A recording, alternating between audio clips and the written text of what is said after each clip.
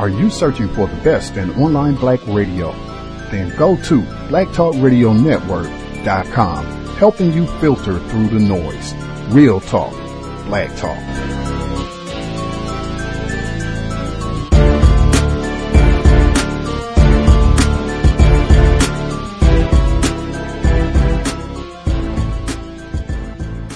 Come on. This hand here. Don't bring it down too soon.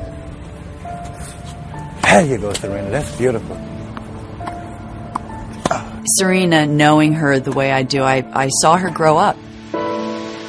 I watched her progress as a teenager when she had all that sort of reckless power and abandon in her game, and I marveled at her strength even at such a young age.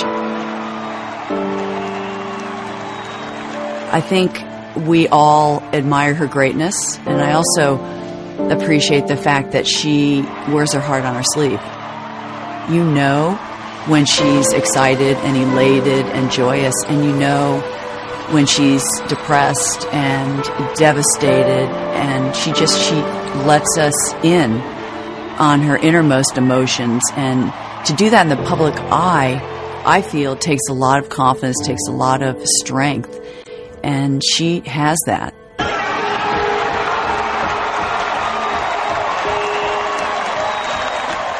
Everyone's always asking the question, when is Serena going to match Garcia Martinez's 18th Grand Slam? At the Australian Open, I was asked to present the trophy, and I thought, oh, that would be great. And it didn't happen. And then the French Open asked me also to present the trophy, and I, again, was really pumped up and said, well, surely she can't lose 2 in a row. Didn't happen. And then Wimbledon, didn't happen. U.S. Open, this is her country's championship. This is meant to be.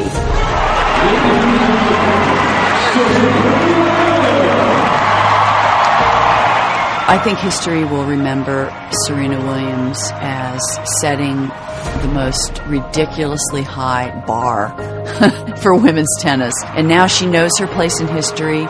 She knows the records that she has. She has a real appreciation for it.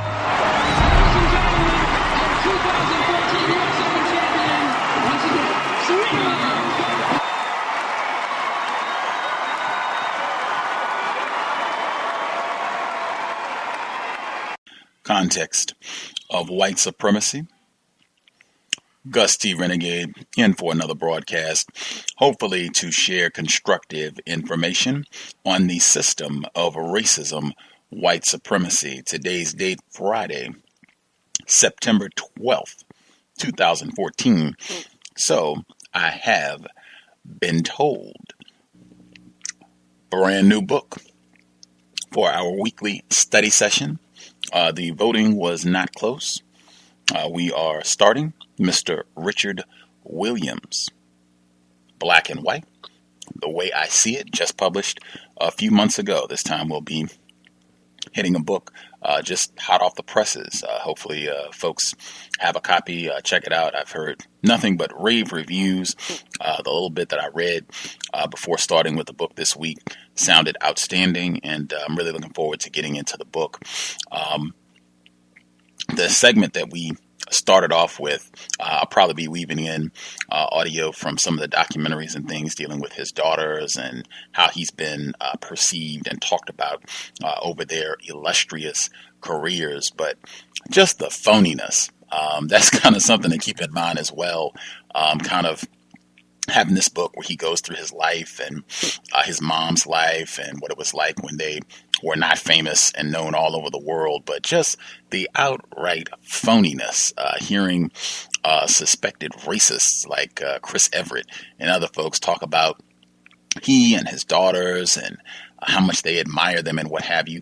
This racist suspect, she wrote like this long, nasty public letter admonishing Serena Williams. This was like the early 2000s because she felt like she wasn't taking tennis serious enough and was messing around and wasn't focused and didn't properly respect the game.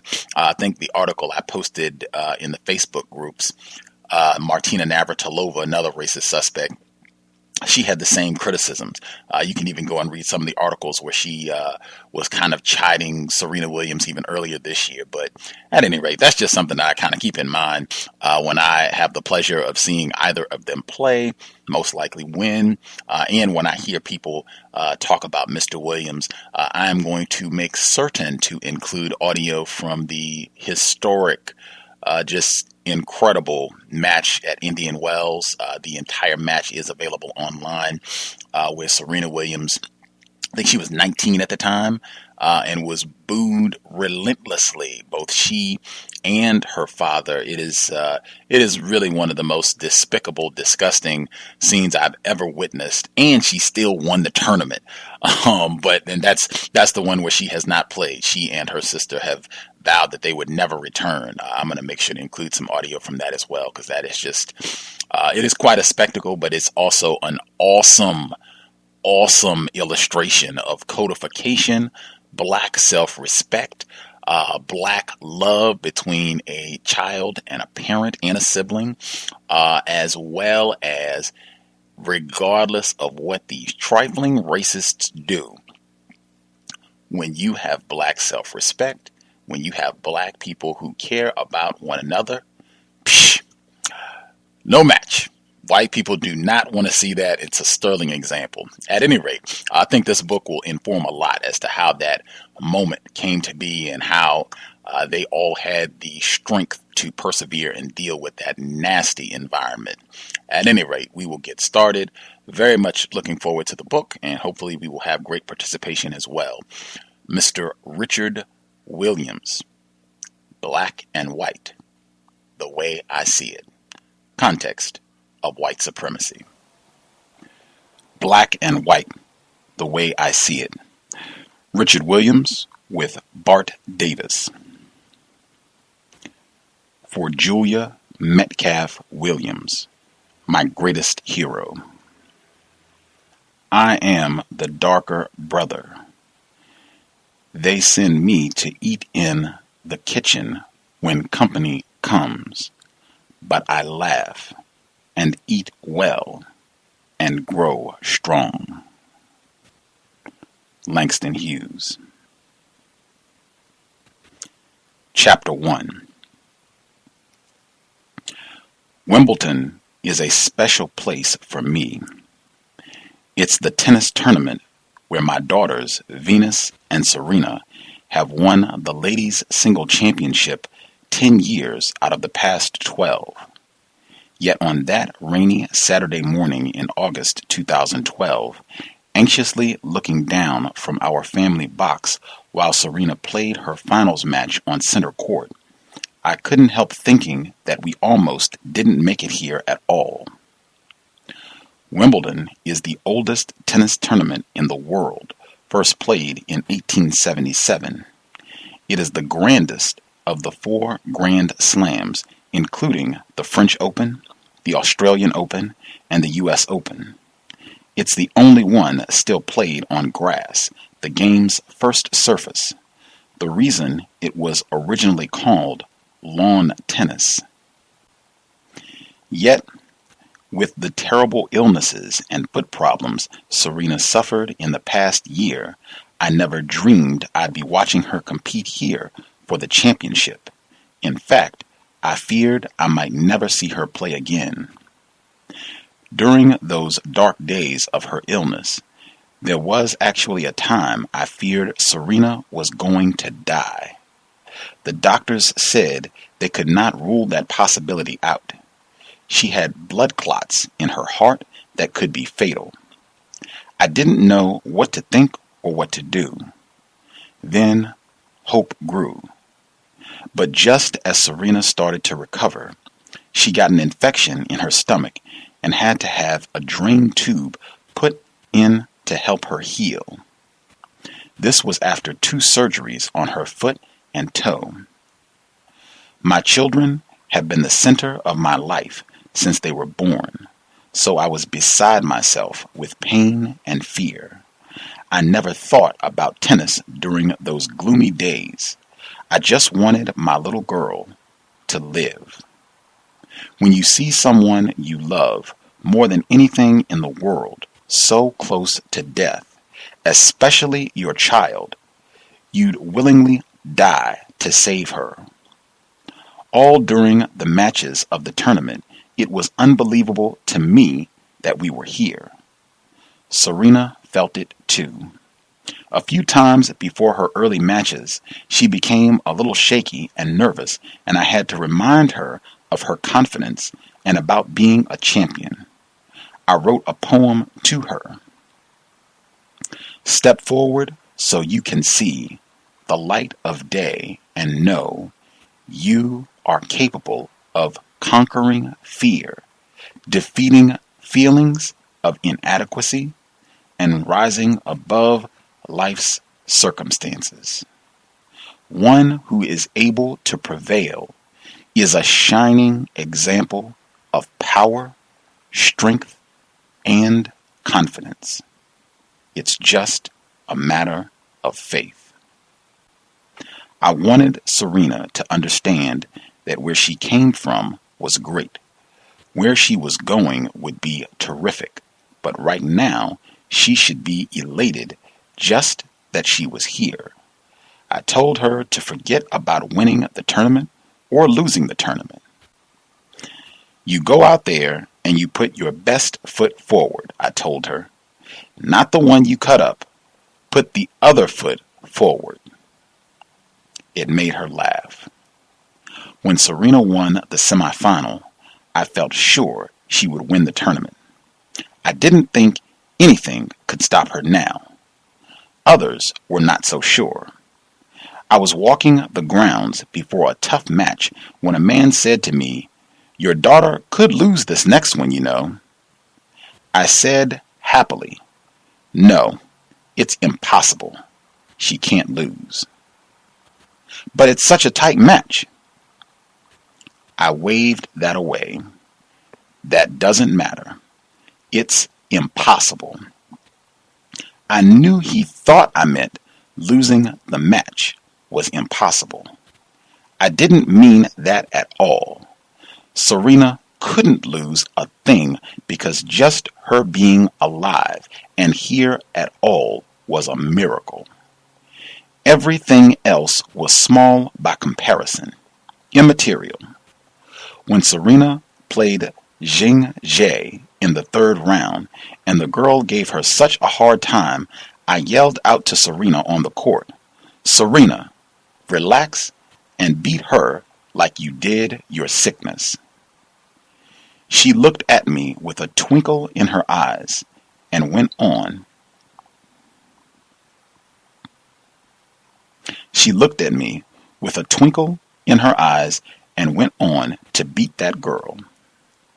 When Serena got to the finals, she had such an easy victory in the first set, I thought there was nothing to worry about.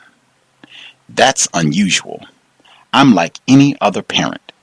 I always worry. Even after all these years, it's terribly hard for me to watch my daughters play a match. But this one was going well. The first set was a blowout, 6-1.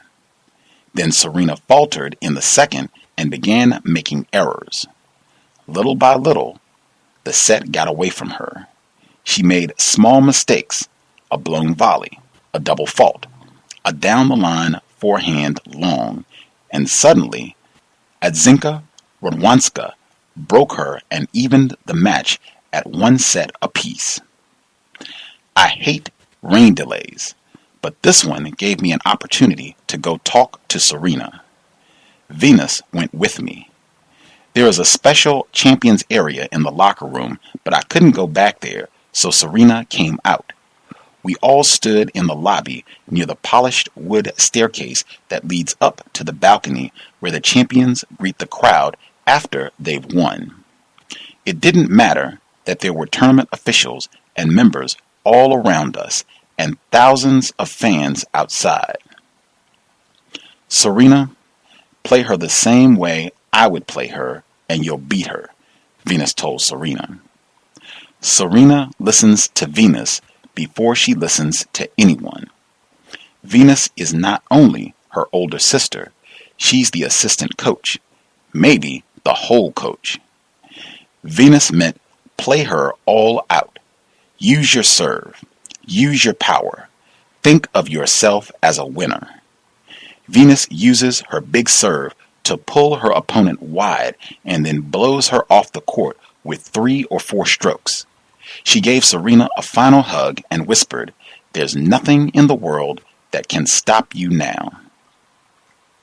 That left just my daughter and me. Inside, I believed this Wimbledon final was going to be her greatest victory. I felt it with a sureness I could not explain. I got close to Serena and said, "You know you are a champion, and you know you can win. The 3 other girls you played before her, they couldn't beat you, and you're not going to beat yourself here. You're representing life at this time, and it's your life. You know you're the best. Now you go back out there and play to celebrate what life has given you." She looked at me, smiled that smile, and said, "I will, Daddy."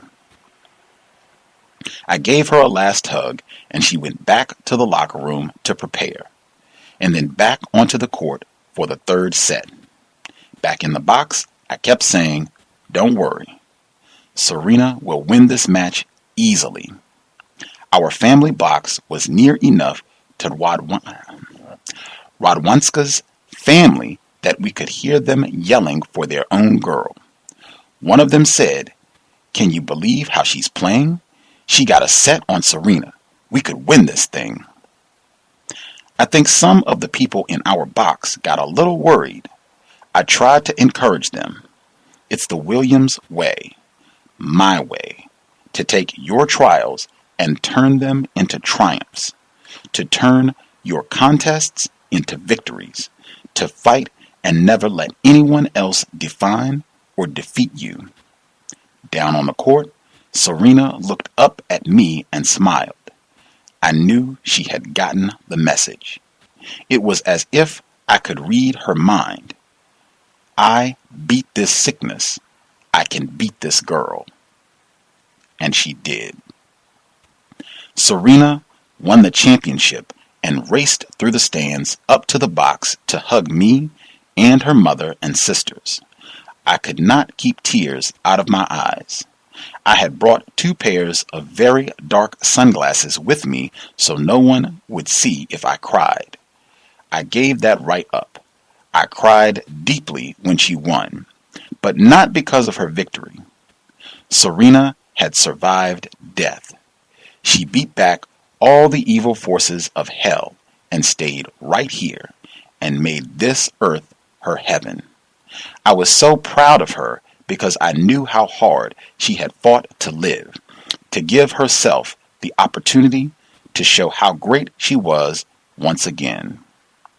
All that and more I felt that morning so far from the place I was born and raised in Shreveport, Louisiana. Wimbledon, with its white rule and its tradition and royalty, was the other end of the world.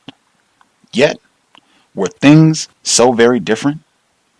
In tennis, just as in Shreveport, there was a crowd and I had often heard it grow ugly. I was never sure for whom it cheered. Many people said to me, "I'm not pulling against your daughter, we're just pulling for the underdog." It only reminded me how when we first came up, people pulled against us even when we were the underdog. On that glorious morning of victory, the complexity of life could not help but cross my mind. I was elated. I felt stature unique. I felt like a young father, not my 70 years. Watching Serena race up to the family box, and every time she hugged me, I got a chill. My life had been so unique and special. Amidst the applause and cheers, I sat back for a moment and thought how blessed I was to have the 2 champions I predicted I would have and how far we had come. And because of that, I thought about Shreveport, where it all began. Chapter 2.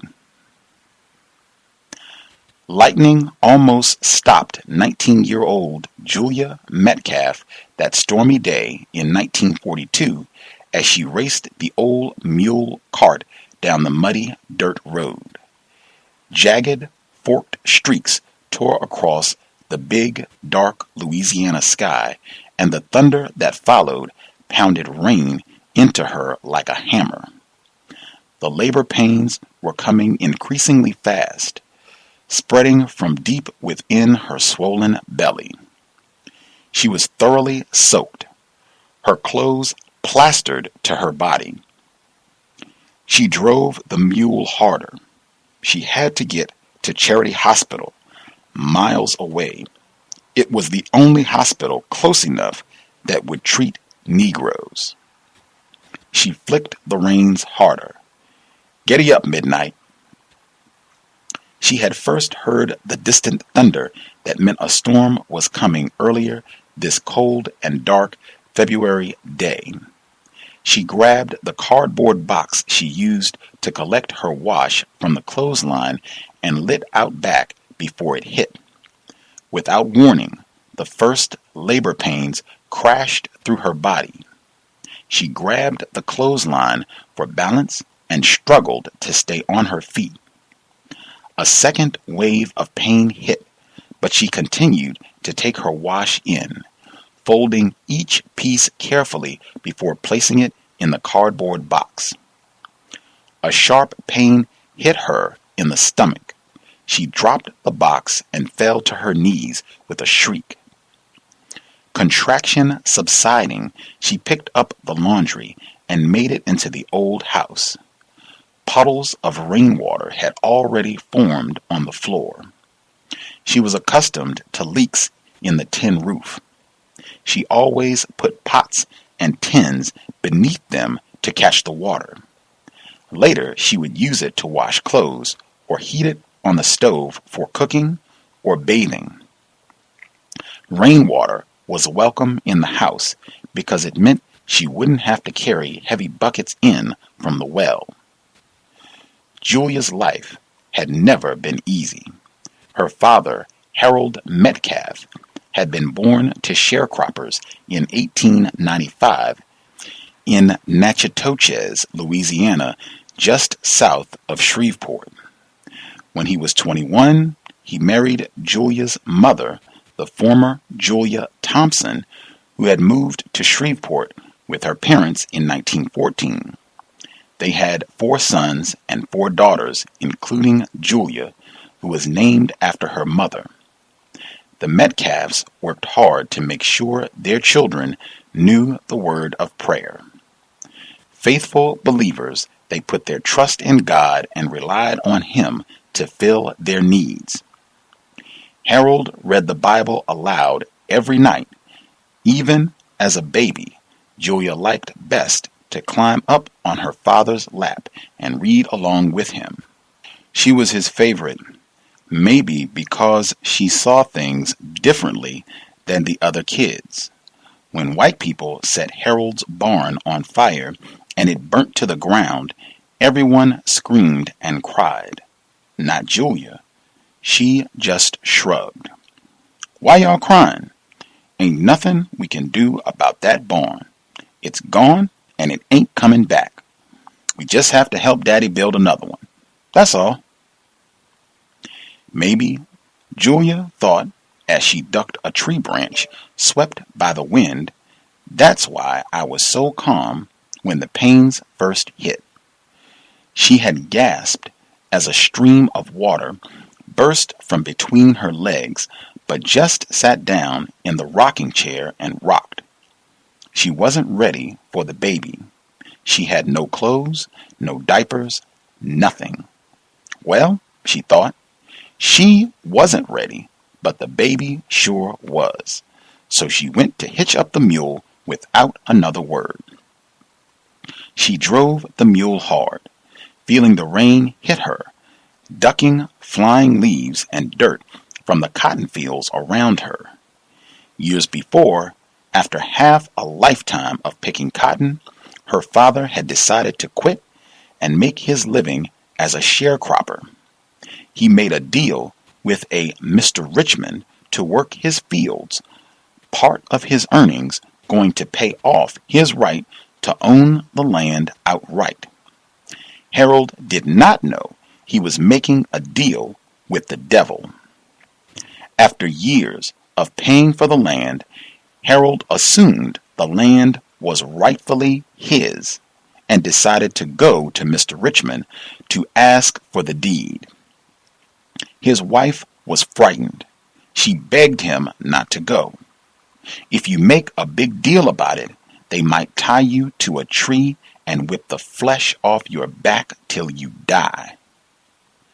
A proud man, Harold's only response was, "I want what's mine." Harold fought for composure as he went up to the big house.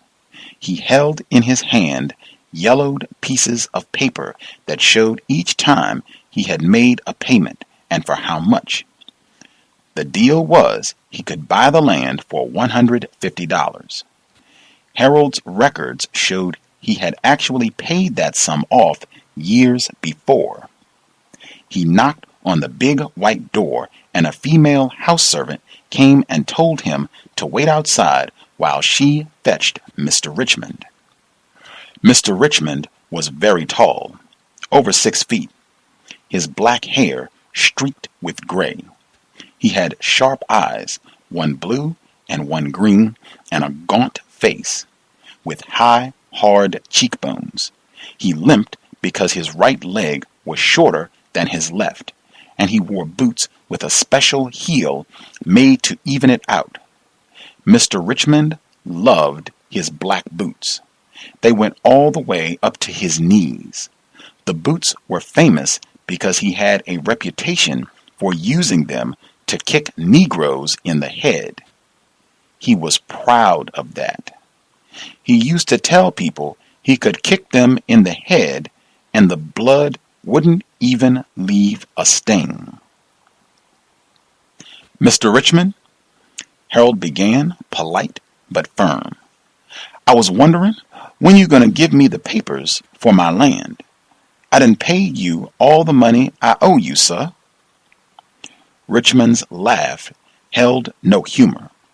He looked Harold right in the eye and brought his face close. "Now, Harold, you know a nigger can't own land, don't you?" Tears of anger and frustration welled up in Harold's eyes. He held up his papers. "But, sir, I paid you." Richmond cut him off. "My records show you still owe me $50. As soon as you pay me the rest of what you owe me, I'll be glad to give you those papers. Now, be a good boy and go back to the fields. We don't want to cause no hard feelings, do we?" "No, sir."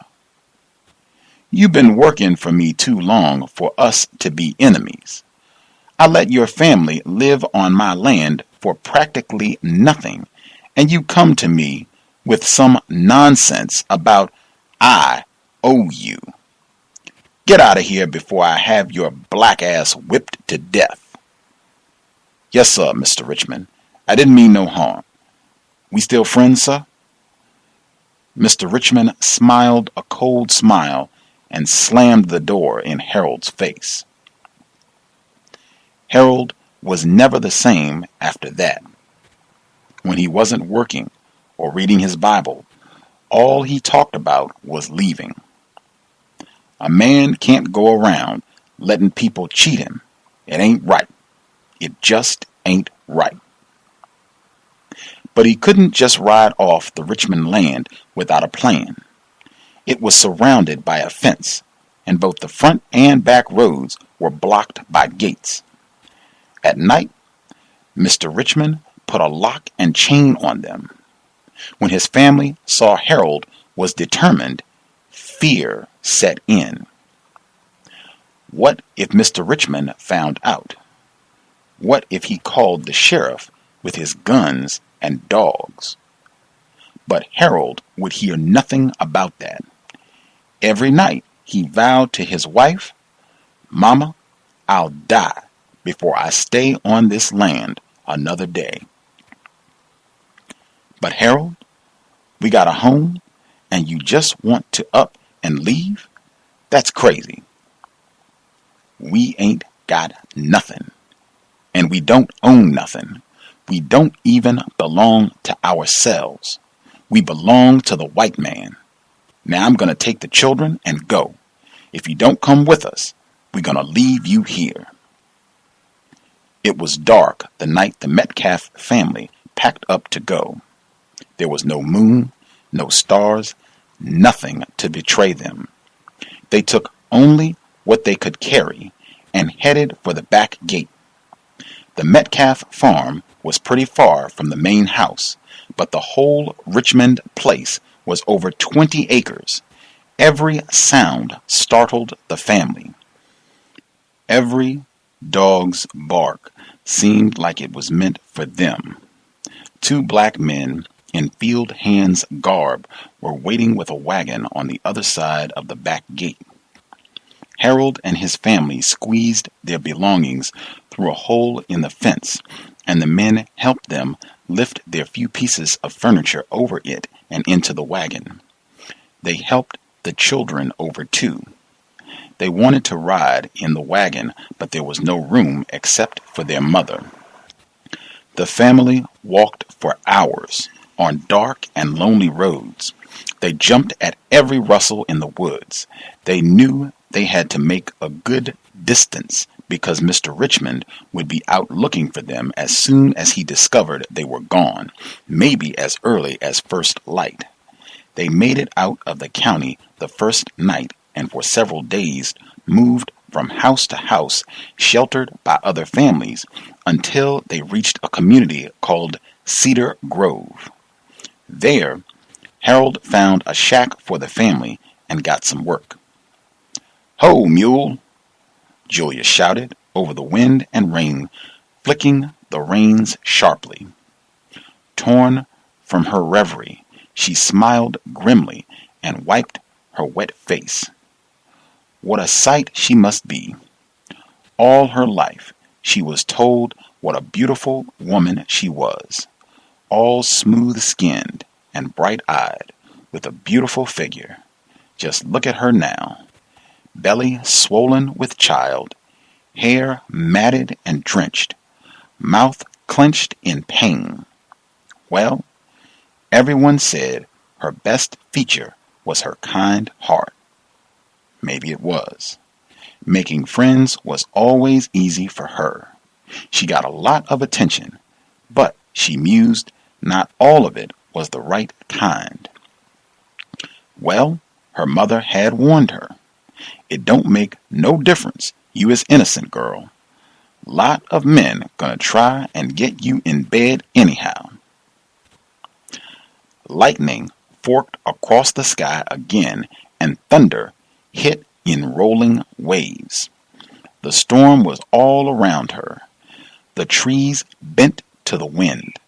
The mules snorted and strained, but kept on pulling. Cars passed her on the main road. It meant nothing. None of the white people would stop to help her or give her a ride, even if they knew what pain she was in. Sorry, child. Niggers don't go in cars. Julia almost screamed when the next pains hit. They were coming closer. She was almost to town. Where was the baby's father, R.D., when she needed him?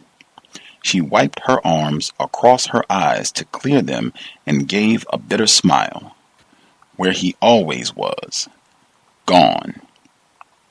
She had first seen R.D. while she was walking home along the road by the river with her Aunt Honey. He was fishing, but turned back to her and smiled a devilish smile. She walked right past him. "Morning, Miss Julia. How are you today?" he called after her. He was handsome, no doubt about that, and Julia thought he obviously loved to flash his fine teeth. Her aunt had made no bones about her feelings. "That R.D. ain't up to no good. He don't hit a lick at a snake 'cause he think he too good to work in the field like the rest of us.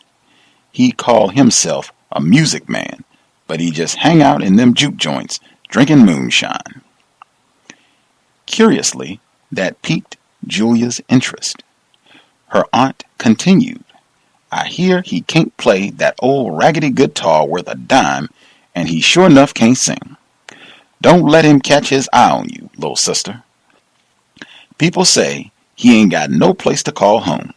He just like to sleep around with a whole bunch of women and go from house to house." Julia remembered saying, "He looked fine to me, Aunt Honey," and that was that. Nobody had known when she first started seeing R.D. She was young and, well, sometimes passion got the best of people. She knew there were rumors. They met in a barn at night. Soon, nothing was secret when she got pregnant with his baby. Her father was furious with her. He didn't think his favorite child could be out there having sex. Her sisters and brothers were angry too. When the fights got too much, she moved into her own house. The family didn't make it easy for her. Even when she got real big, Julia still had to work in the fields and take care of other people's kids. There were no handouts. She had made her bed and had to lie in it, Daddy said firmly. The wind whipped up suddenly and hit her like a slap. Julia fought the storm, driving the mule, not knowing where the rain ended and her tears started. She had to get help. She wasn't going to let this baby die.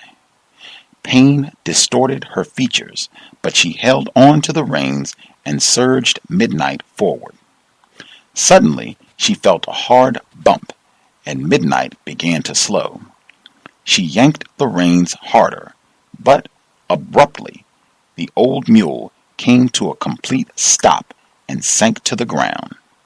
He shook his head from side to side, an indication something was terribly wrong, and gave out an awful cry. Julia got out of the wagon. Even in the driving rain, she could see the bump had been caused by a sinkhole in the road. Midnight had stepped in it the wrong way and broken his leg. She couldn't help him. She had her own pain to deal with. She pulled desperately at the reins while yelling, "Get up, you dumb mule! Please, get up! I can't stay here! You gotta get up!" Midnight didn't move. She cried because she knew it would take him time to die, and she had no gun to put him out of his misery. She had to leave him there. She picked herself up and started down the road with the storm swirling all around her. Clutching her stomach, she stumbled forward, crying out, "Jehovah God, please, I need you right now." Between sobs, she kept saying, "I need you, Jesus. I need you, Jesus." She made the main road and almost fell, but managed to keep on going. Cars passed her, and she knew the occupants could see her, but no one stopped. Then she saw the car of the white woman whom she worked for coming straight at her on the other side of the road. The relief was enormous. Julia waved her hand. The woman surely saw her. She had to see her, even in the rain. Julia felt her load lighten. Surely the woman would stop and help her. The car slid by like a speedboat, throwing water in its tracks as it passed. Julia kept on walking. It was still miles to the hospital. Streaks of lightning filled the sky. The thunder roared like an angry lion. When all hope was gone, she fell to her knees. She felt the warm, seductive power of surrender come over her. Just lie down, and it will all be over. Let the pain go away. Let it all go away. She couldn't. She got up. One step farther. One more step. And then another. All the white people in Louisiana could try to kill her, but she wasn't going to let them.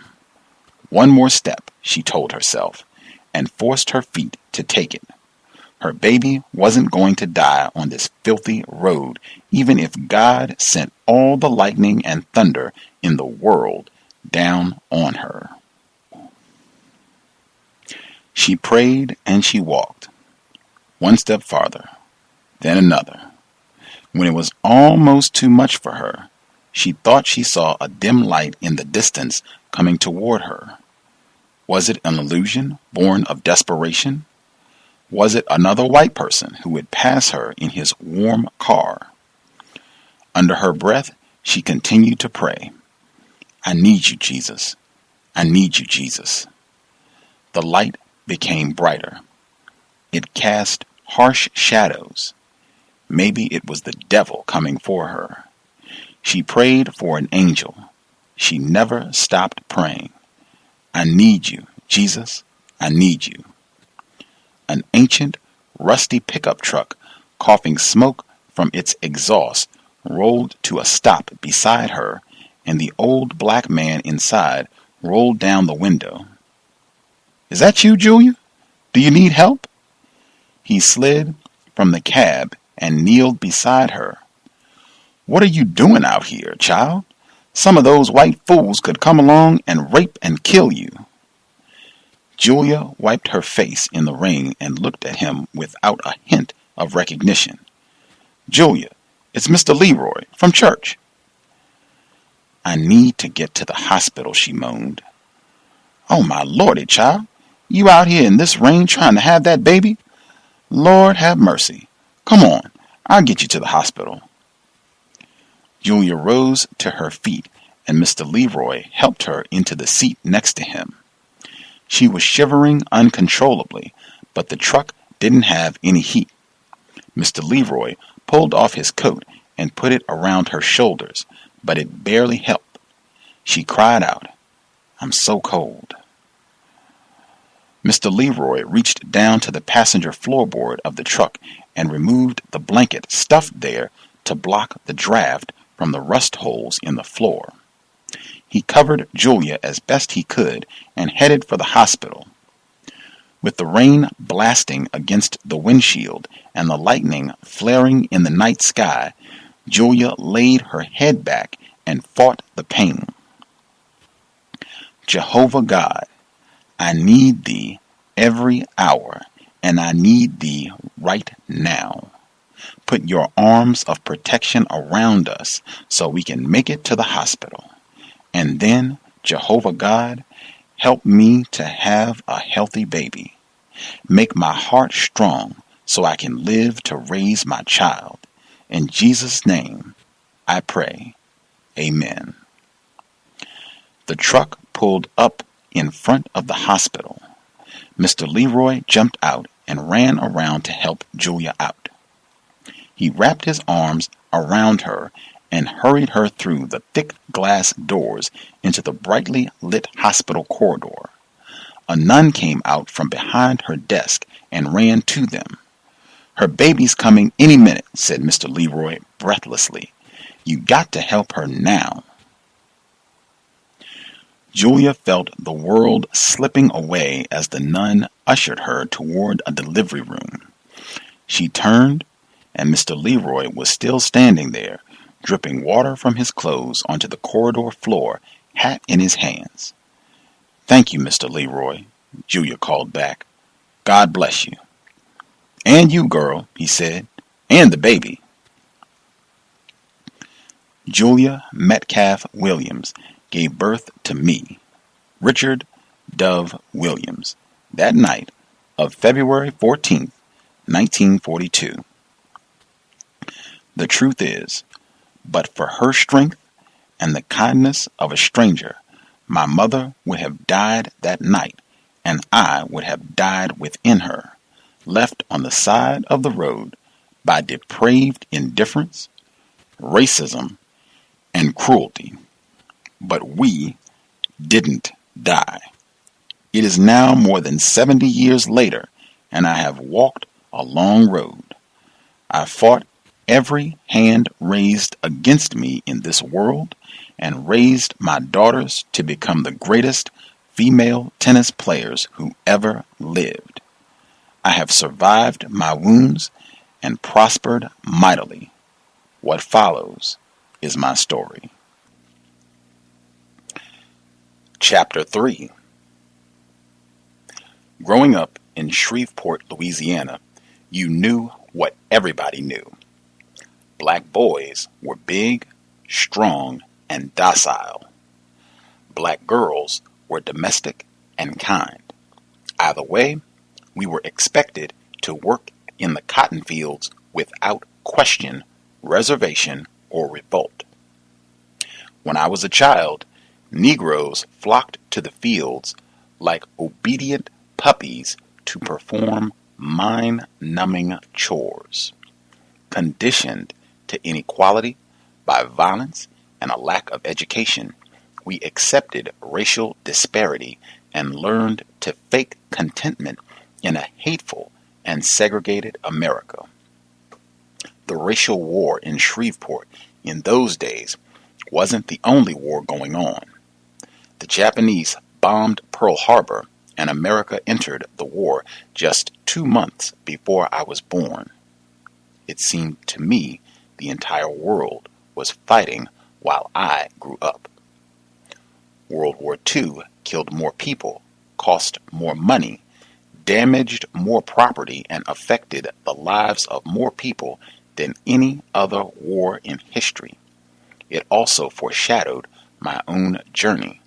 Life was a battlefield, win or die. Shreveport is located on the Red River in the northwestern part of Louisiana, 300 miles northwest of New Orleans. In the 1940s, it was a quiet little city where everybody upheld the values of the times. That meant laid-back attitudes, obedient personalities, stagnant minds, and fearful hearts. Negroes in Shreveport were quarantined as if they had a contagious disease. To protect white folks, every facet of the city was segregated. Restaurants, movie theaters, parks, hotels, and public accommodations.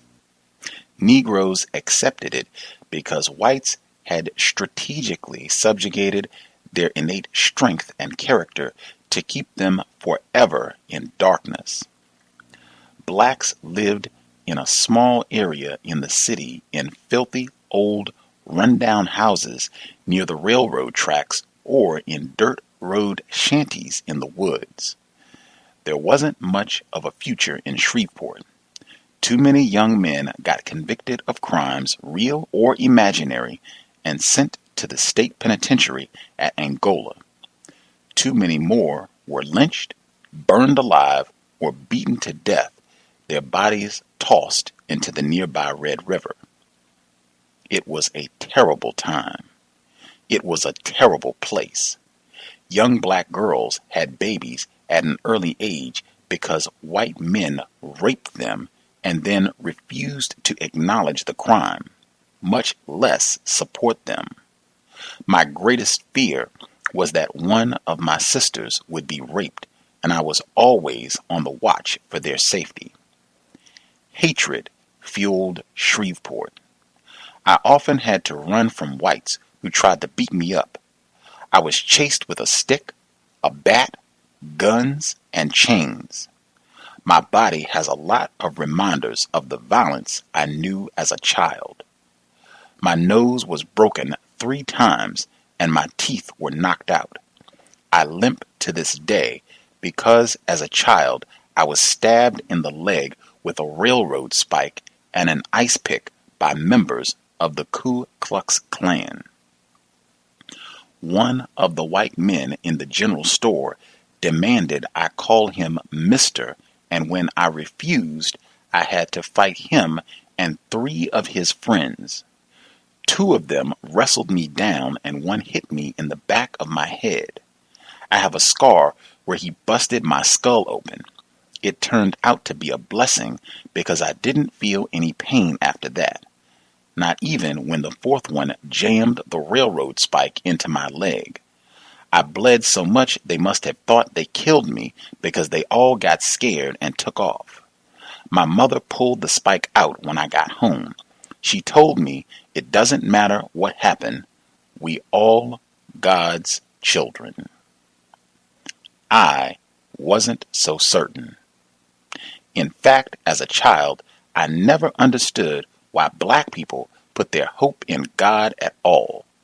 We were taught to believe that one day, in the twinkling of an eye, God was going to come and take us to glory, where the streets were paved with gold.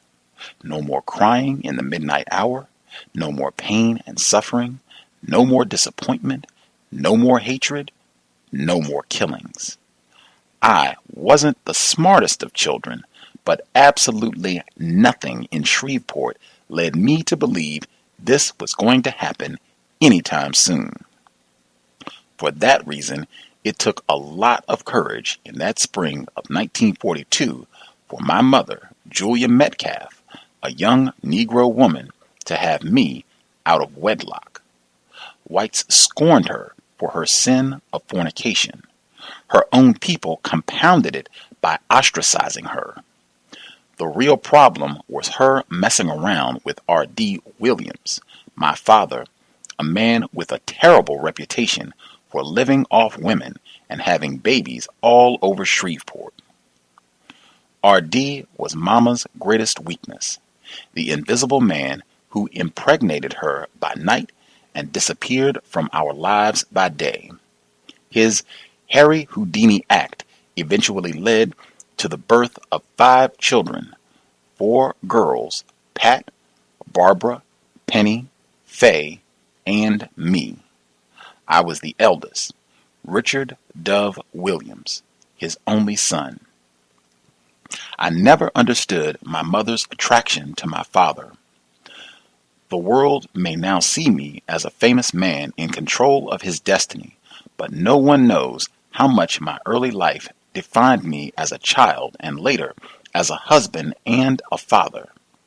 Back then, it was customary to name a son after his father, so my mother did. As early as I remember, I hated my name because my father's love did not come with it. My name was a constant reminder of what I did not have and could not earn. It would always remind me of the man who left me alone, who abused my mother, who put me way behind the starting line in the race of life.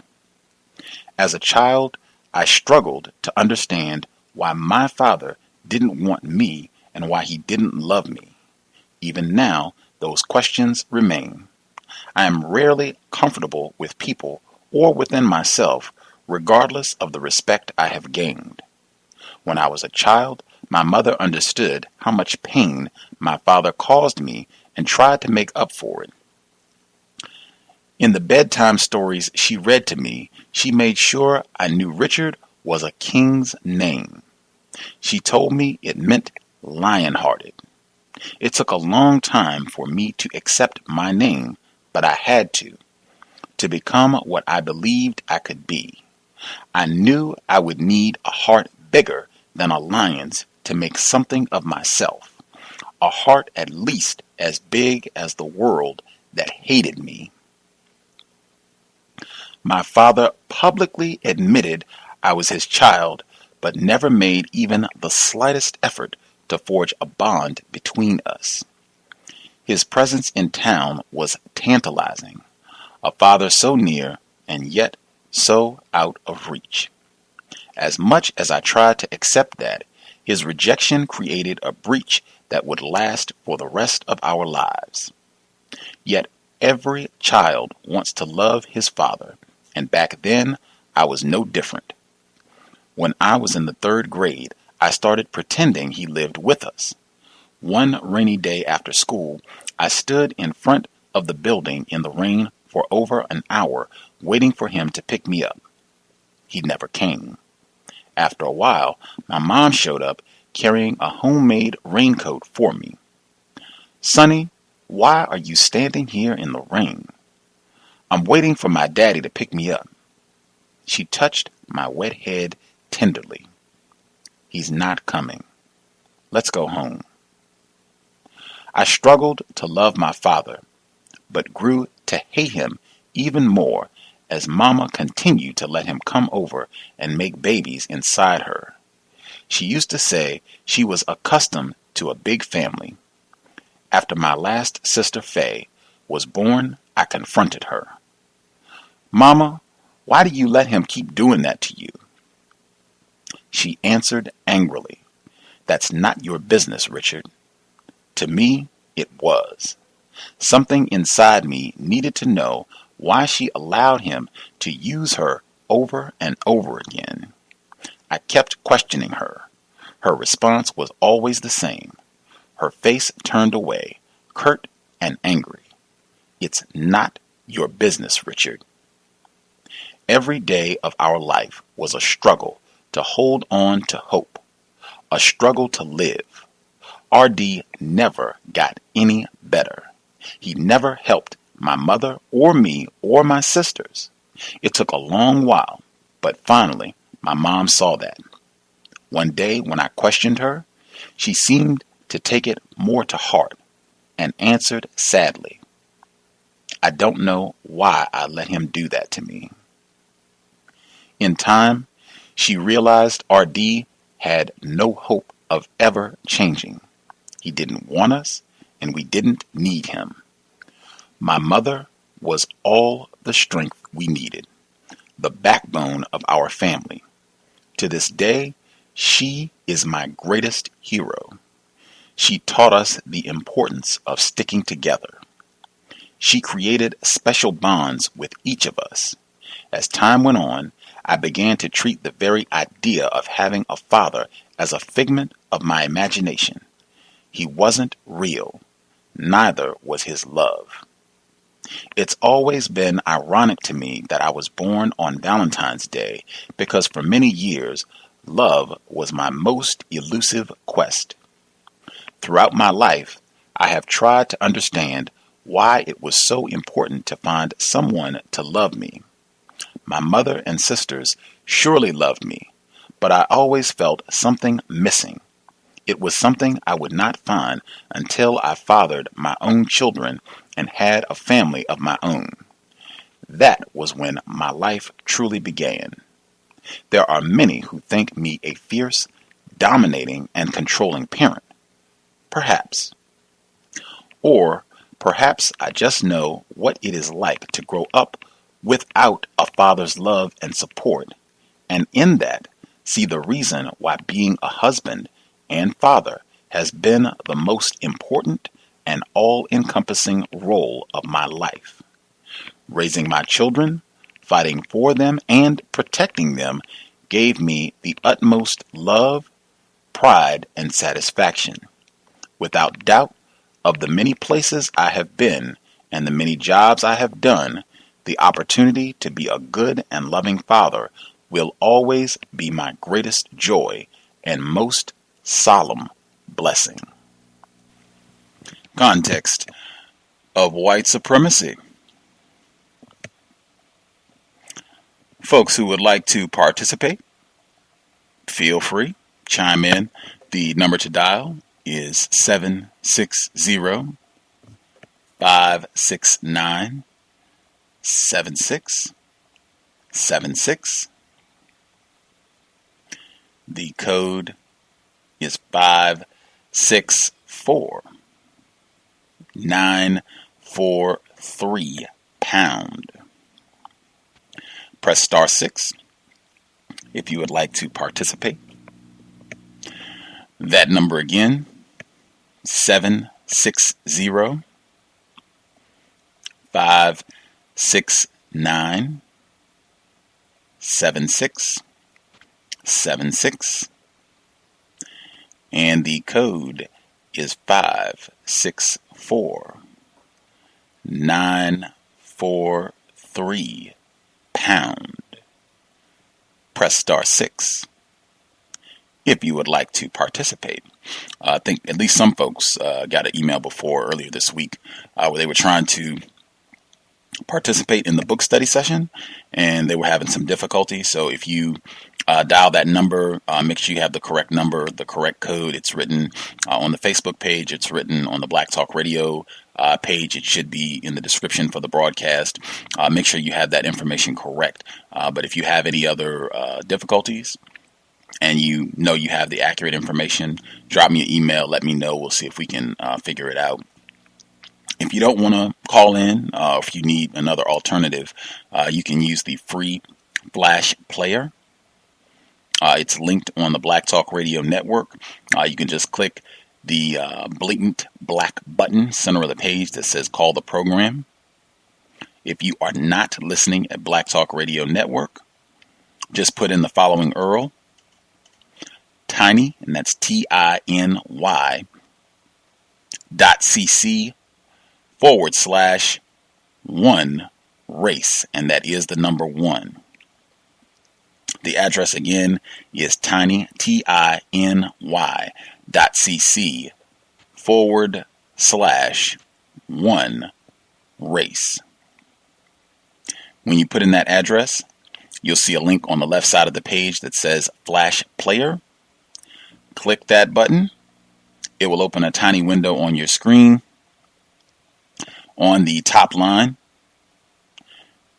it's a drop-down menu. Select the number that I just gave out, which again is 760-569-7676.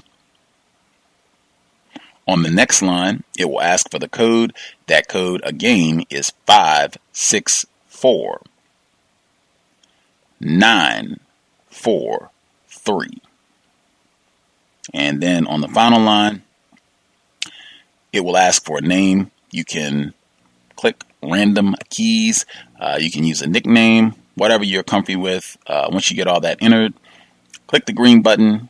It should connect you to the live program. You should be able to hear us. It should sound as great as your internet will allow. And it's the same procedure if you would like to participate. Press star 6. You'll see the dial pad on your screen. Press star 6. And then you'll hear an audio prompt to press the number 1. Do that. I'll see your hand on the switchboard and we can get you in. Again, if you have any questions, difficulties, drop me an email and we will help as much as possible. We will be picking up for the second audio segment on chapter 4. We just did the first 3 chapters, right? That's what we just heard. So we'll pick up on chapter 4 when we get started. If anybody needs to make a note, if you are following along. Real quick, thankfully, investors, I got the Kindle edition of this book, which is actually cheaper than the paperback or hardback. I actually got the hardback as well. I'm living it up. But I'm using the Kindle version as we read, which is interesting because you get to see what other people have highlighted in reading this book. Now, this book is not that old. It just came out in May, so I don't know how many people... Foolishness. I don't know how many people have read this book online at this point. I would suspect. I think it got a lot of pubs, so I think it's probably got a good number of page turns. But it's interesting seeing what people have highlighted and what people have not highlighted in reading this book. Just a quick example before I get folks online. That section, which should sound very familiar, about white men raping black girls and getting them pregnant and then not supporting them and ignoring them and then having the audacity to look down on them and say, oh my God, these, sexual, just out of control, uncouth lascivious Negroes. Oh my gosh, to do that sort of ridiculous, hypocritical behavior, that didn't get highlighted. Now, I'll point out some of the other segments as we roll that, have been highlighted a lot, and they'll tell you how many times people have highlighted that as they've read the book. But that's one that apparently people did not find that worthy of a highlight. I did. At any rate, we'll see folks if they have anything they would like to share on the first segment. The folks that have a hand up so far, line should be open. Hopefully we'll have good participation for the first segment. See, Mr. Demery 4, I guess someone's on the flash player. Your lines are open. I'll get other hands as I see them.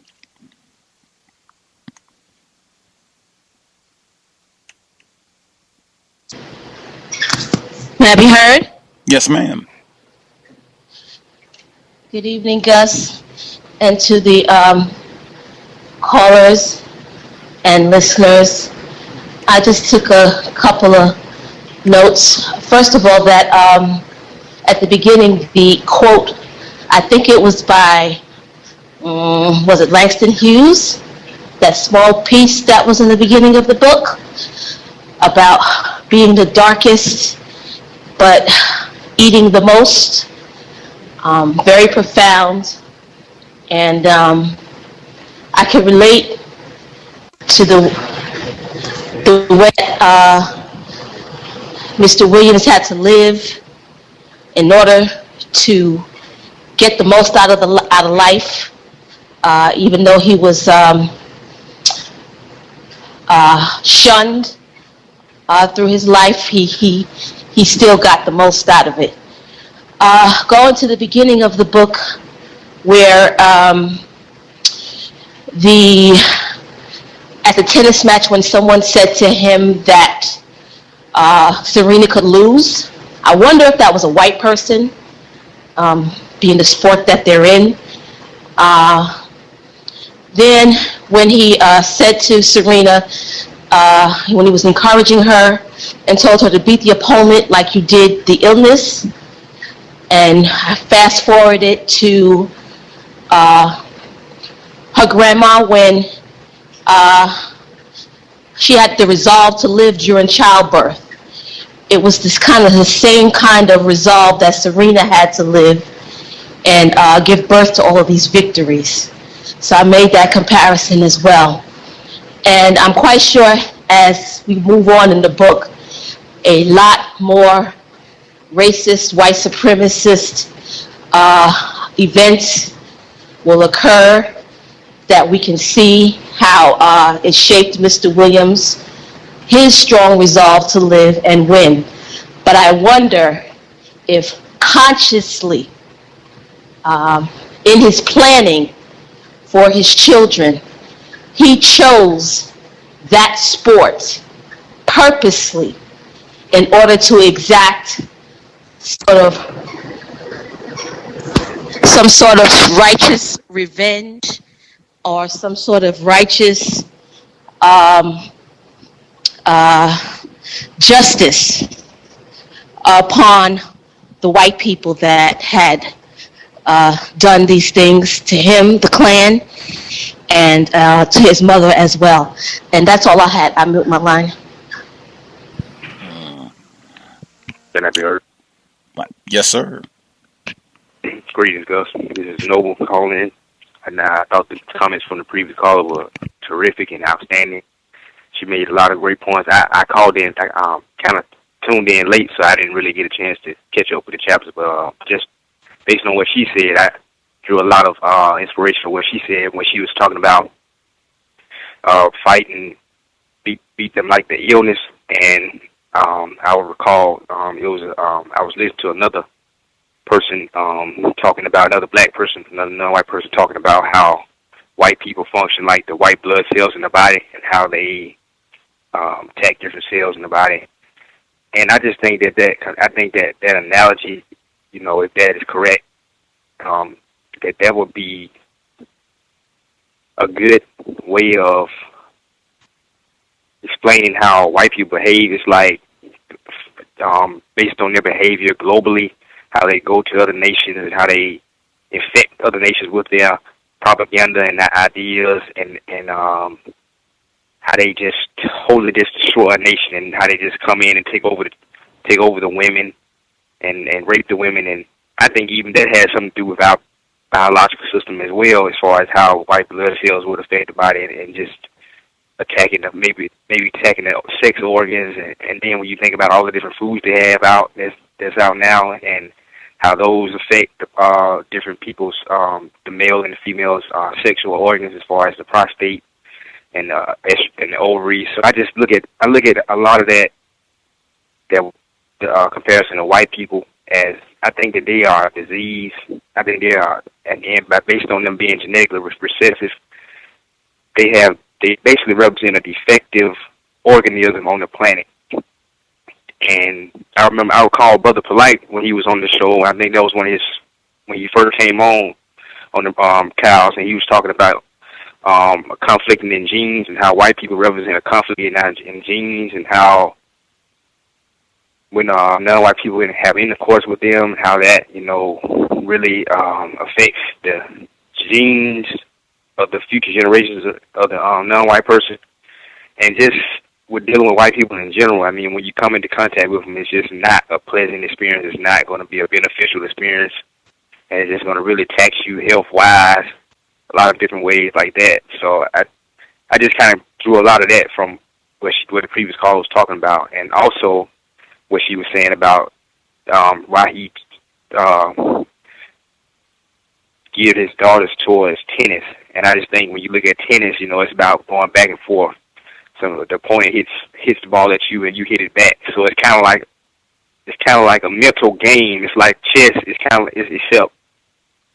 a little bit more physical, as far as, okay, white people make a move like Dr. Francis Gus said. They on the chessboard, they make the first move. The white part makes the first move.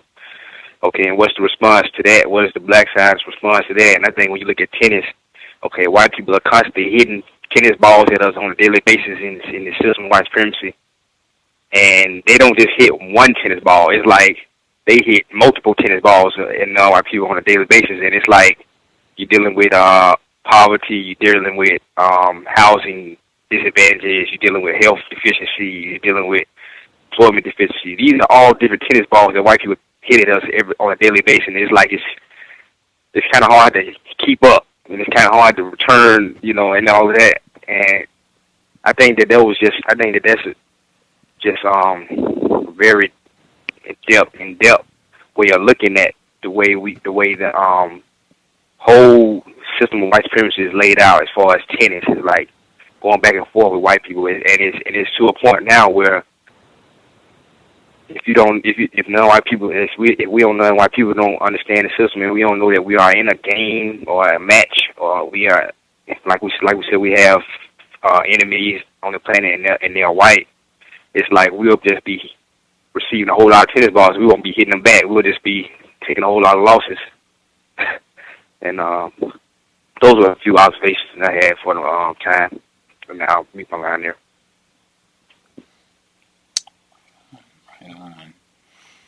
Let's see. Mr. Demerford, if you had anything you wanted to add as well? Yes. Can I be heard? Yes, sir. Okay. Good evening, Gus, and to the other callers, listeners. I also enjoyed the first statement at the beginning of the book. I think it was from Langston Hughes. It struck me as, if you're the darkest person, so you're going to be discriminated against the most. And he was told to go into another room to eat, but he laughed and he ate good. It's almost like, even though you're going to be despised and you're going to be mistreated, you need to be able to endure that and then get some type of enjoyment from life anyway, in spite of these hardships. So I thought it was pretty profound, too, to begin with that. And another interesting point was his mother, when she was pregnant and she was trying to make it to the hospital, it was raining, and he didn't tell us that was his mother. Well, you didn't know about it at first, but that was him inside, and she was pregnant, and the mule broke his leg, and it just seemed so real and so hopeless, and like, I don't know, it was just getting to me. And then I was just hoping that it turned out okay in the end, and turned out that was his mother, and he was born throughout all that ordeal. And it just goes to show that, the viciousness and the way that white people feel about blacks. When the lady she worked for saw her standing there and just drove right on past her, she knew she was pregnant at the time. And she was out there in the rain and, just callously drove past the woman. And then how the lady kept calling on white Jesus, to help her maintaining that sense of faith, that I guess something was going to happen good. And because you can't tell a story about a black person, because how do you endure these hardships like this if you don't have some type of supernatural help, regardless of what you believe in or what you call it? You have to reach beyond the reality in order to survive this type of terrorism that we're born into. And the way he described the way black people lived in Shreveport, I can attest to that, because I had an uncle that lived in Shreveport, and it's always the same too. When you go to these areas where black people live, it's always on the other side of the track, or on the hill, or down in the bottom, and all this. Usually the most unfavorable locations in a particular area is where the black people's environment, are usually, where your childhood upbringing would be. And like you spoke to the guest earlier, he even admitted that these things are planned, and they're calculated, strategically thought out and implemented. So it's no getting around that. It's an economic thing, to the point that every time a black person puts one foot forward and gets somewhere, the white man tries to knock him back 2 steps.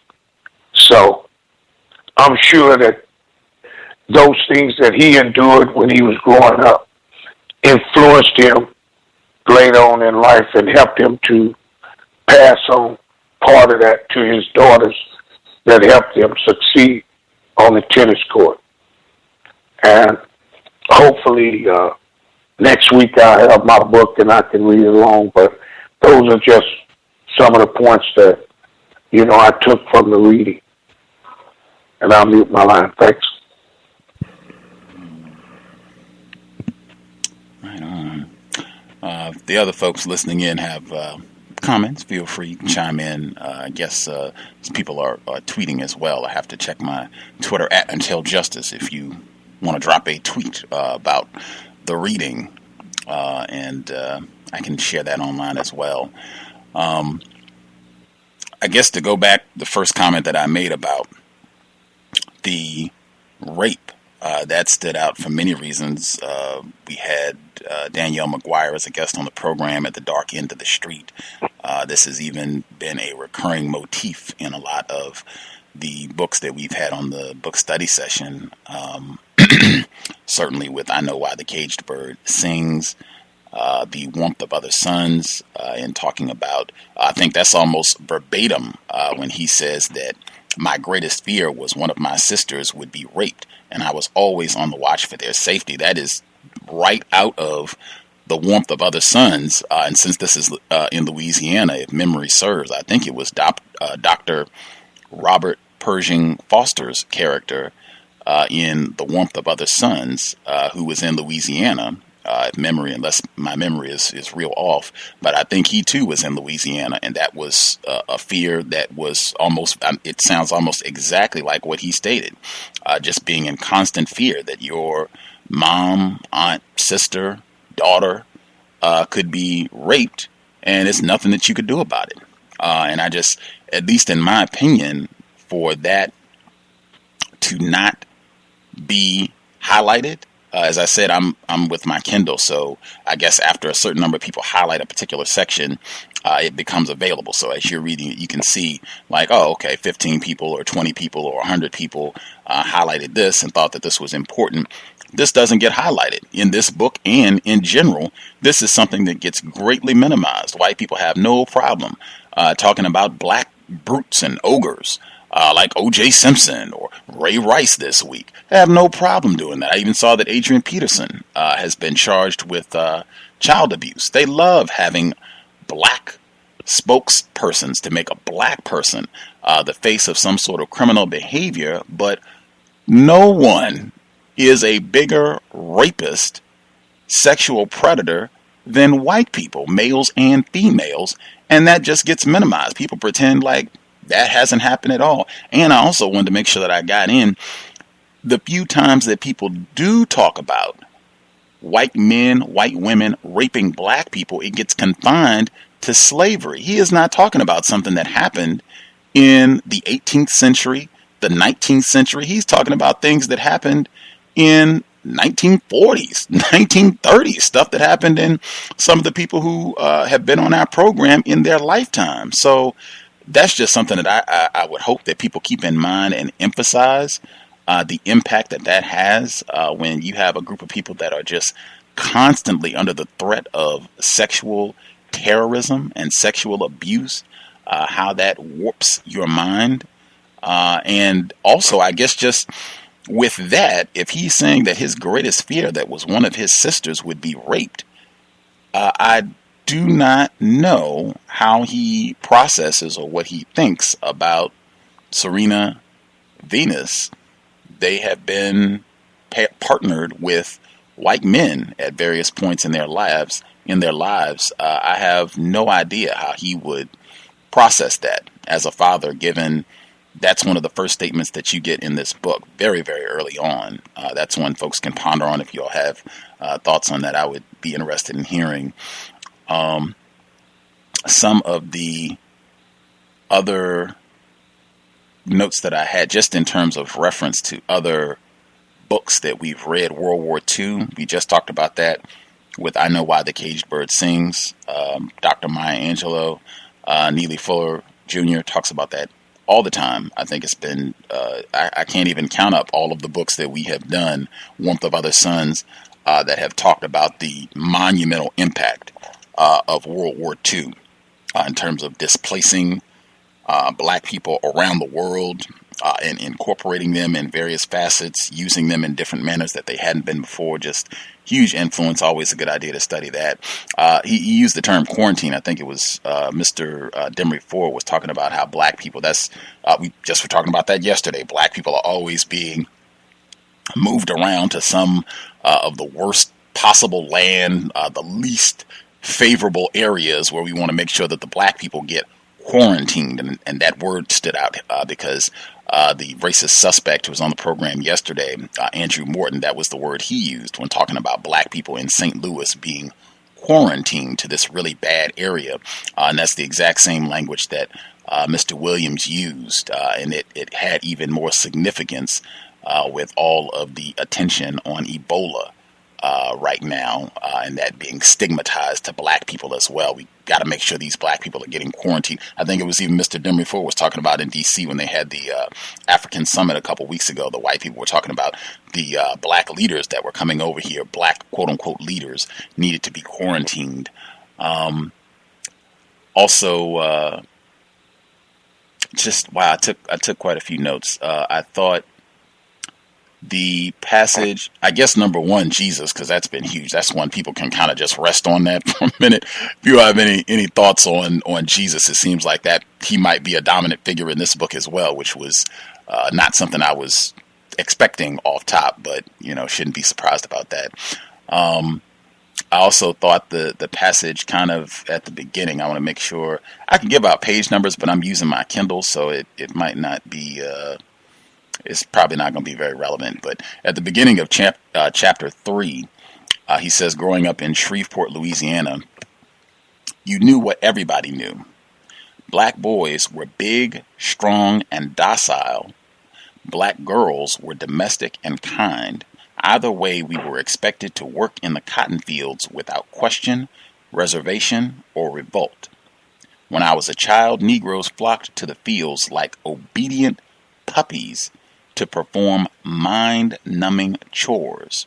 Conditioned to inequality by violence and a lack of education, we accepted racial disparity and learned to fake contentment in a hateful, segregated America.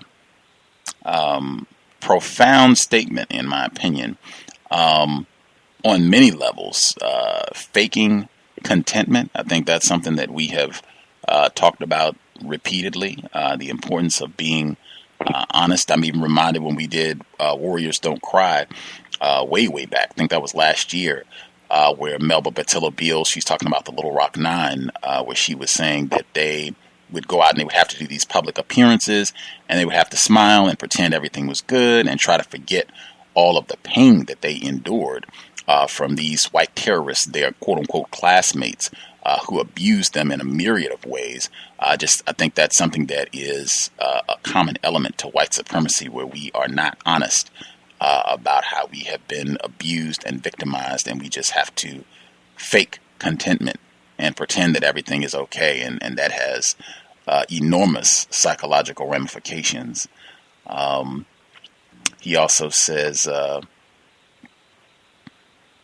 stagnant minds. Make sure I get the exact passage where that is. Let's see. He says,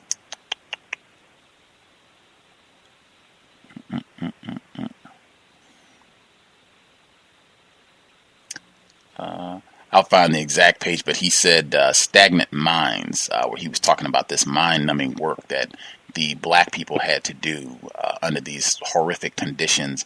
And that stood out to me as well, because I think Dr. Angelo said that almost verbatim. I know why the caged bird sings, where she talked about sharecropping, same thing, where they're going out sharecropping and doing this work, and you could just see that they were beaten down so much that they couldn't even think. There, I'm looking right at it. He says, this is also right at the beginning of chapter 3, that in the 1940s, it was a quiet little city where everybody upheld the values of the times. That meant laid-back attitudes, obedient personalities, stagnant minds, and fearful hearts. Man, that is, a profound sentence, which also was not highlighted on the Kindle version. At least a lot of other people who've read the Kindle version, they didn't find anything profound about that.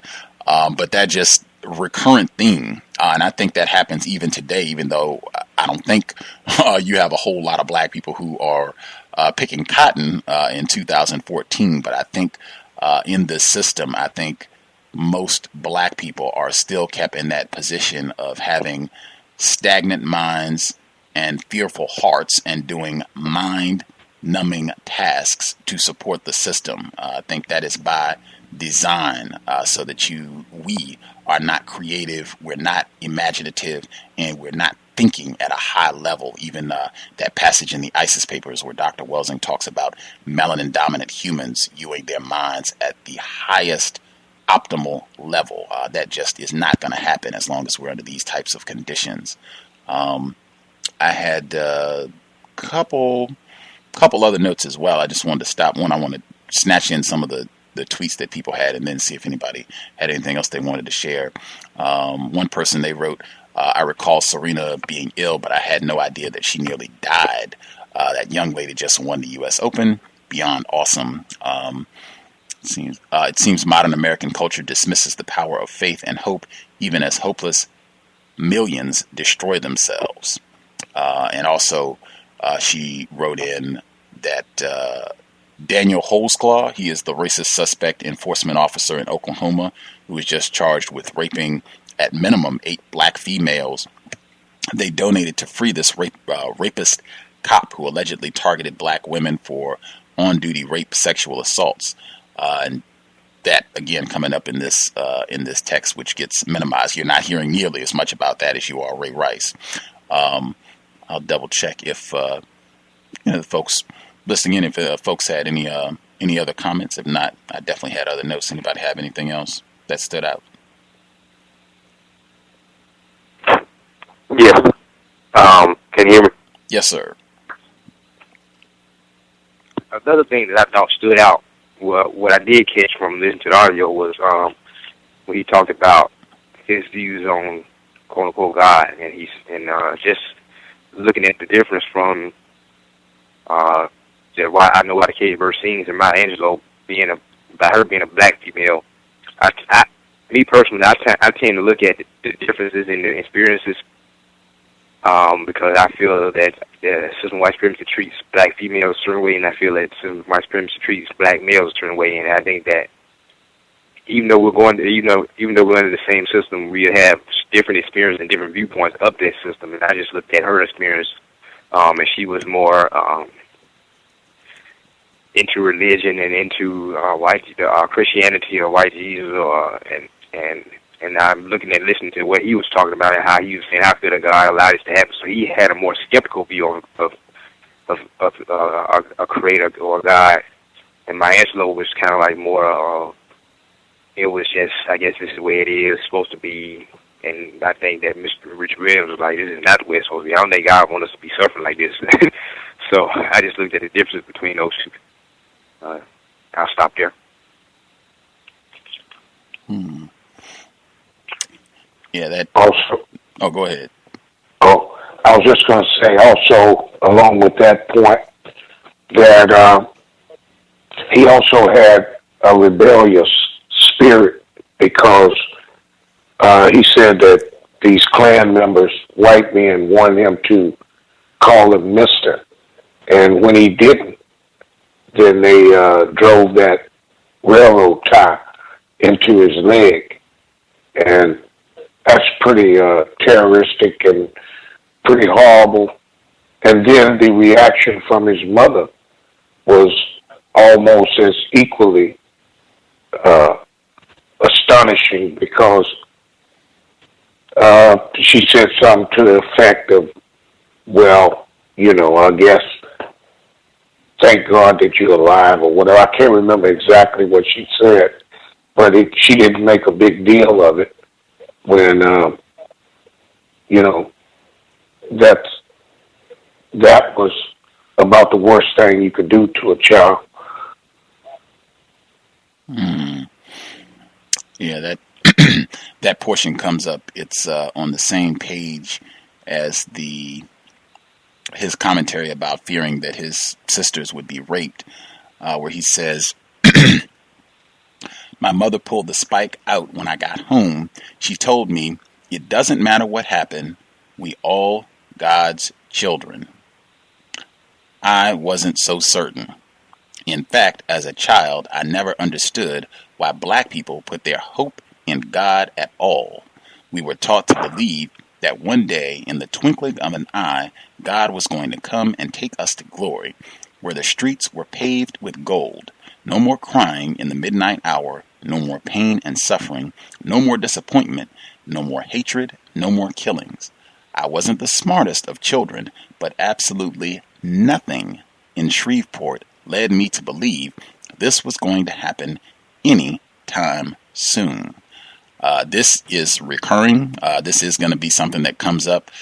His more rebellious spirit, that resistance that seemed to just be in him, and him talking about his mom not having that and kind of discouraging that in him. That's going to come up, so y'all can just stay tuned. It'll be a recurring theme. But that astonishing. I don't even I don't even know if there might be a better word to capture that, but to be assaulted, and I mean a railroad spike. Like, someone had talked to me about this before, and they said it was a nail. It's a gargantuan difference between a nail and a railroad spike being driven into your leg by a gang of racist thugs. And any black person's response to be, it doesn't matter, we're all God's children. Like, man, like, I am about to be all kinds of heathens. I don't know how I would respond to that if I had experienced that. But I did want to make sure I got in as well. There is, and I know why the cage bird sings early on when she's at the store, her grandmother's store, and the black sharecroppers come in. And they are so tired and beaten down, stagnant minds, same thing. And Dr. Angelo, she says that they would go from that, and they would go home and clean up and put on their Sunday best and get ready to go to church for a prayer meeting. And she said she could not understand it.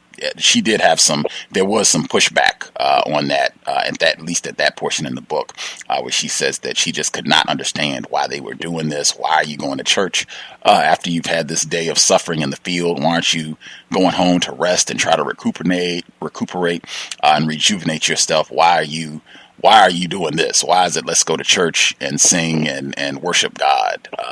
That did kind of remind me of that section in her text as well. The caller at 8179, did you have comments you wanted to add as well?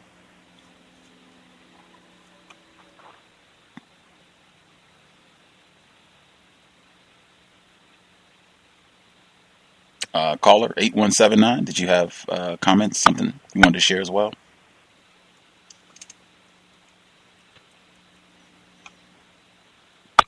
Oh, it looks like they might have got disconnected. If you are interested in chiming in if something happened with... Oh. Can you hear me? Yes, ma'am. Oh, I'm sorry. I'm new to this, so I'm trying to figure out how to work the phone. But thanks for taking my call. I just wanted to add really quick the part where he was describing the relationship, or rather lack thereof, with his father, and how his mother had this kind of relationship with him where she just couldn't seem to shake him, so to speak, and how it affected him. And also the part where, he really despised his name being named after his father, who, was never there for him, was not there for him and his siblings, and he watched his mother just struggle with taking care of him. That really stuck out to me. And it really, I noticed how you point out a lot how white people are always trying to point out the negative of how, the condition of our black men, and, so to speak, they like to highlight the lack of the fathers in our neighborhood. And so he suffered from, not having that father. And it was interesting to me to see how he, pointed out he was born on Valentine's Day, which signifies quote unquote love, and he was just searching for it. So that stuck out to me a lot. Just him despising his name and being named after his father, the relationship that he yearned for with his dad and never had it, although he was in his life, just at first I was confused because I said, well, was his father absent? But then as you kept reading, hearing that the dad would just pop in to see the mom and in and out of the, he would acknowledge him in public, but he really never had a relationship.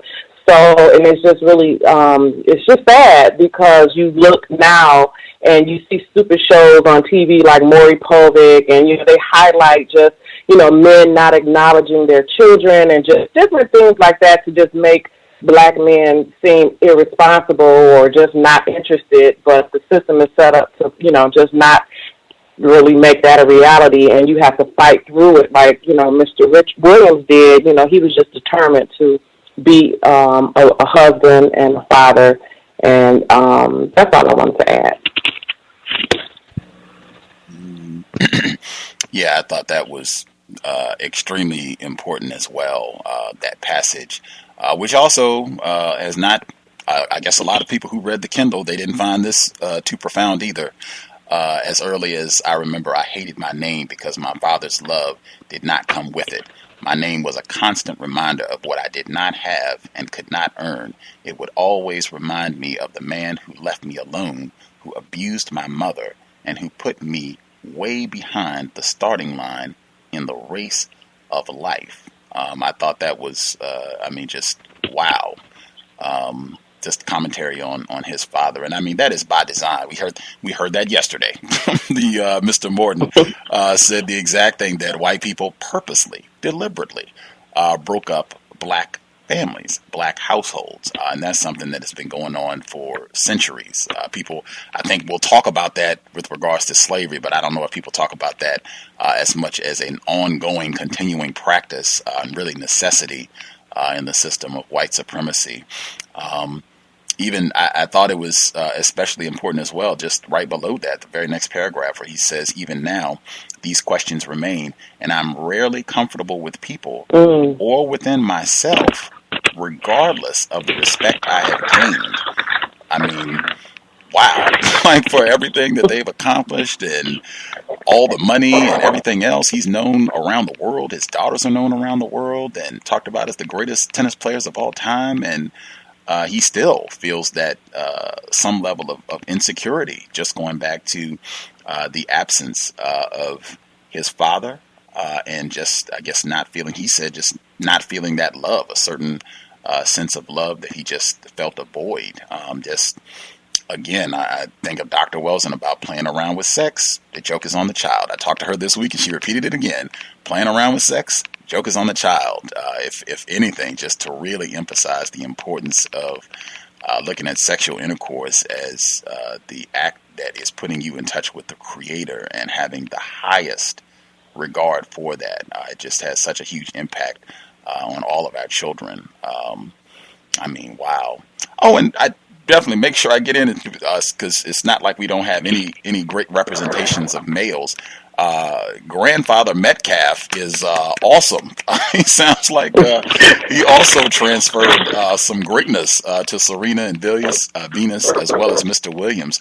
I thought that was just phenomenal, him going to confront, which is also right out of Warmth of Other Suns, him going to confront Mr. Richmond, who wore his black nigger-kicking boots, going to confront him about his property that he had paid for, and him, telling him niggers can't own property and you still owe me $50, get on, back in the field and do some work or what have you. And him making up his mind that, we are even. You just cannot allow people to treat you any old kind of way. It almost sounds like Mr. Richard Williams ended up saying some of the exact same things that his grandfather said, and just saying that this is intolerant. You just cannot allow people to mistreat you in this sort of manner. And his efforts to get out with his family. That I felt like we kind of heard some of those same stories. It almost sounded like a slave escape, which is, hey, I thought all this ended 100 years ago. Why do we have people escaping from a locked plantation in the 1940s in Louisiana? Yeah, can I just chime back in really quick? Yes, ma'am. Okay, I had took some notes, and I thought the same thing, because it was interesting to hear when he said the land was surrounded by a fence. And it's like, the man is cheating him. He even put, I paid it was $150 back then. He been paid the land off, but they had to escape, and that just kind of, I was like, well, how is that possible? But the fact that he, it was like, I wrote this part down. He said something like, we ain't got nothing. We don't own nothing. We don't even own ourselves. We belong to the white man. And for him to even, acknowledge that, but take that risk, it really just spoke a lot of the type of person he was. That, basically what do we have to lose? And at the end of the day, I'm not going to allow myself to get cheated. So, that really just stood out. So I'm glad you, brought that part out. And I'll mute my line. Absolutely. That was another one. I highlighted that. That was not one that got any highlights on the Kindle version either. I don't know if that didn't stick out for folks who read it yet. But yeah, I thought that was incredible. We ain't got nothing. We don't own nothing. We don't even belong to ourselves. We belong to the white man. Now I'm going to take the children and go. If you don't come with us, we're going to leave you here. And they set out that night. And even that passage, apparently this was probably pretty common, because as I said, in Warmth of Other Sun, Isabel Wilkerson, she has a similar story. I think it's Ida Mae Gladney and her husband. They have the exact same thing, and they're in Mississippi, where they have to sneak away and are talking like, hey, if we get caught, we could die. And I think even his wife, when he goes up to ask Mr. Richmond about the land that he thinks he's paid off, and she says, don't do it. They're going to tie you to a tree and whip you to death, basically. Again, how is this happening if, quote unquote, slavery has been abolished? And again, you have some of these exact same type stories being shared in other texts and documented. I think even Douglas Blackman, who's been a guest on the program, Slavery by Another Name, that this was very common all throughout, not just in Louisiana or Mississippi or Georgia, that this was just how white people continued to operate things for quite a long time, unfortunately, on up to Fannie Lou Hamer losing her job for trying to vote. Let's see, unless anyone had any other comments that they wanted to get in before we get to the second study session. We have about probably 4 more minutes before we get started. Anything else stood out? Folks want to make sure they get in?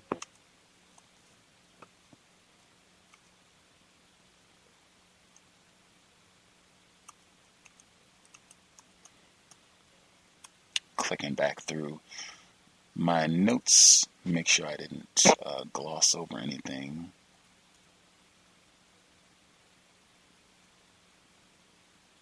Pregnant black female not safe from being raped by white men. I made a note of that as well when she's finally rescued in this driving rainstorm by Mr. Leroy.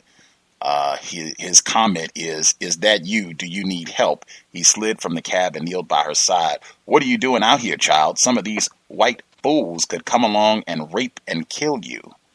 A pregnant, and I mean way pregnant, 9-month pregnant black female is not safe from being raped and killed by white men in Louisiana. This didn't get highlighted either on the Kindle that I have as of today. Yeah, and I thought the white woman, too, I thought that was important. The white woman that she worked with, because, again, we do a lot of minimizing and not recognizing white women are every bit as culpable, every bit as responsible, every bit as dangerous as white men. The white woman that she works for, driving past her in this storm and not assisting her at all in this condition. I mean, that is reprehensible to the highest, despicable to the highest.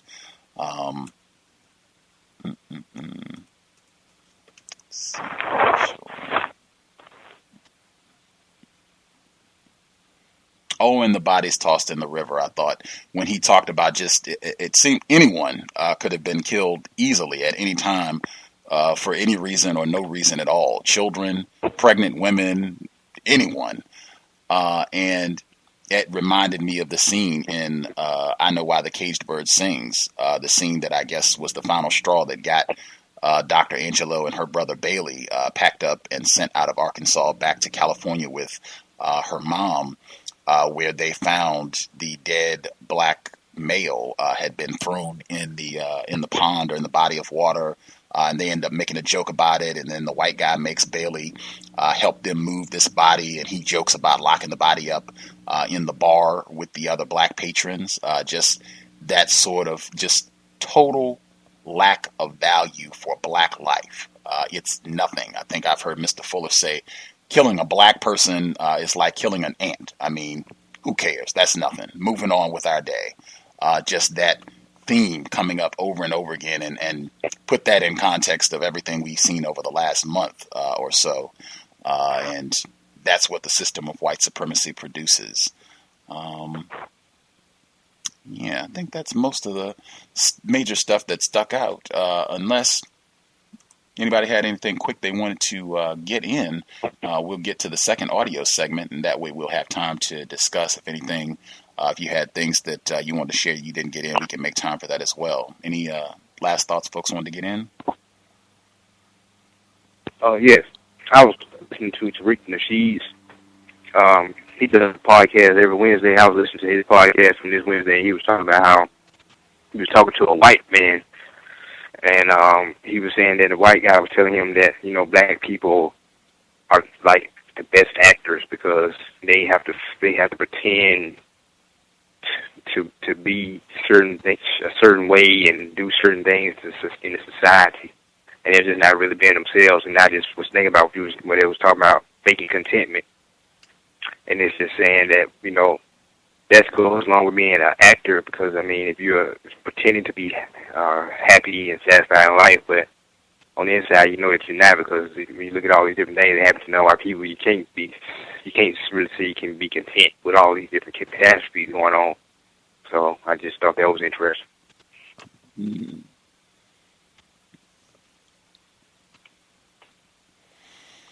Right on.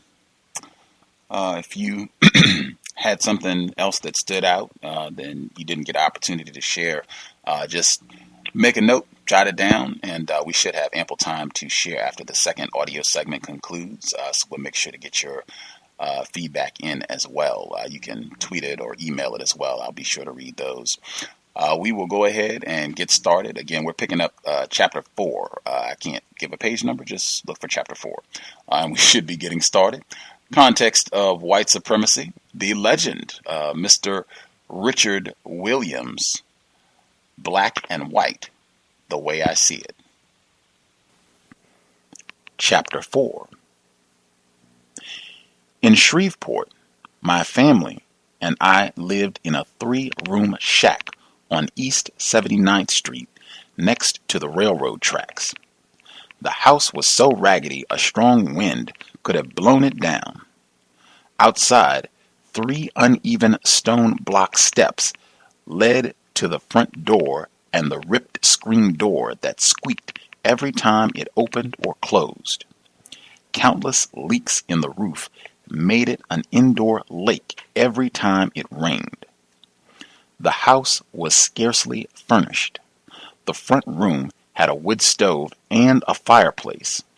A sheet of plywood on top of 4 bricks was our version of a kitchen table. We used old crates in place of chairs. An old rocking chair occupied one corner with a kerosene lamp on top of a big pot next to it. In the other corner sat a fishing pole and a bucket. The other 2 rooms were our bedrooms. Each room had a kerosene lamp on the floor, and my mom hung blue and white flowered curtains over the windows. We did not have any beds.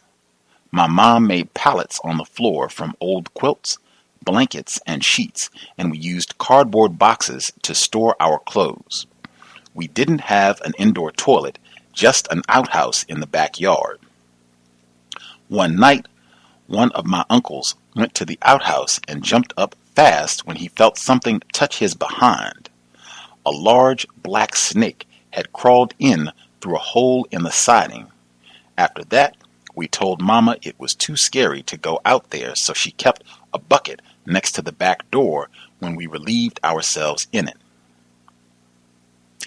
Every morning I had to dump the bucket while the smell turned my stomach. Our property was as raggedy as the house. I thought our front yard was cursed because it refused to grow grass.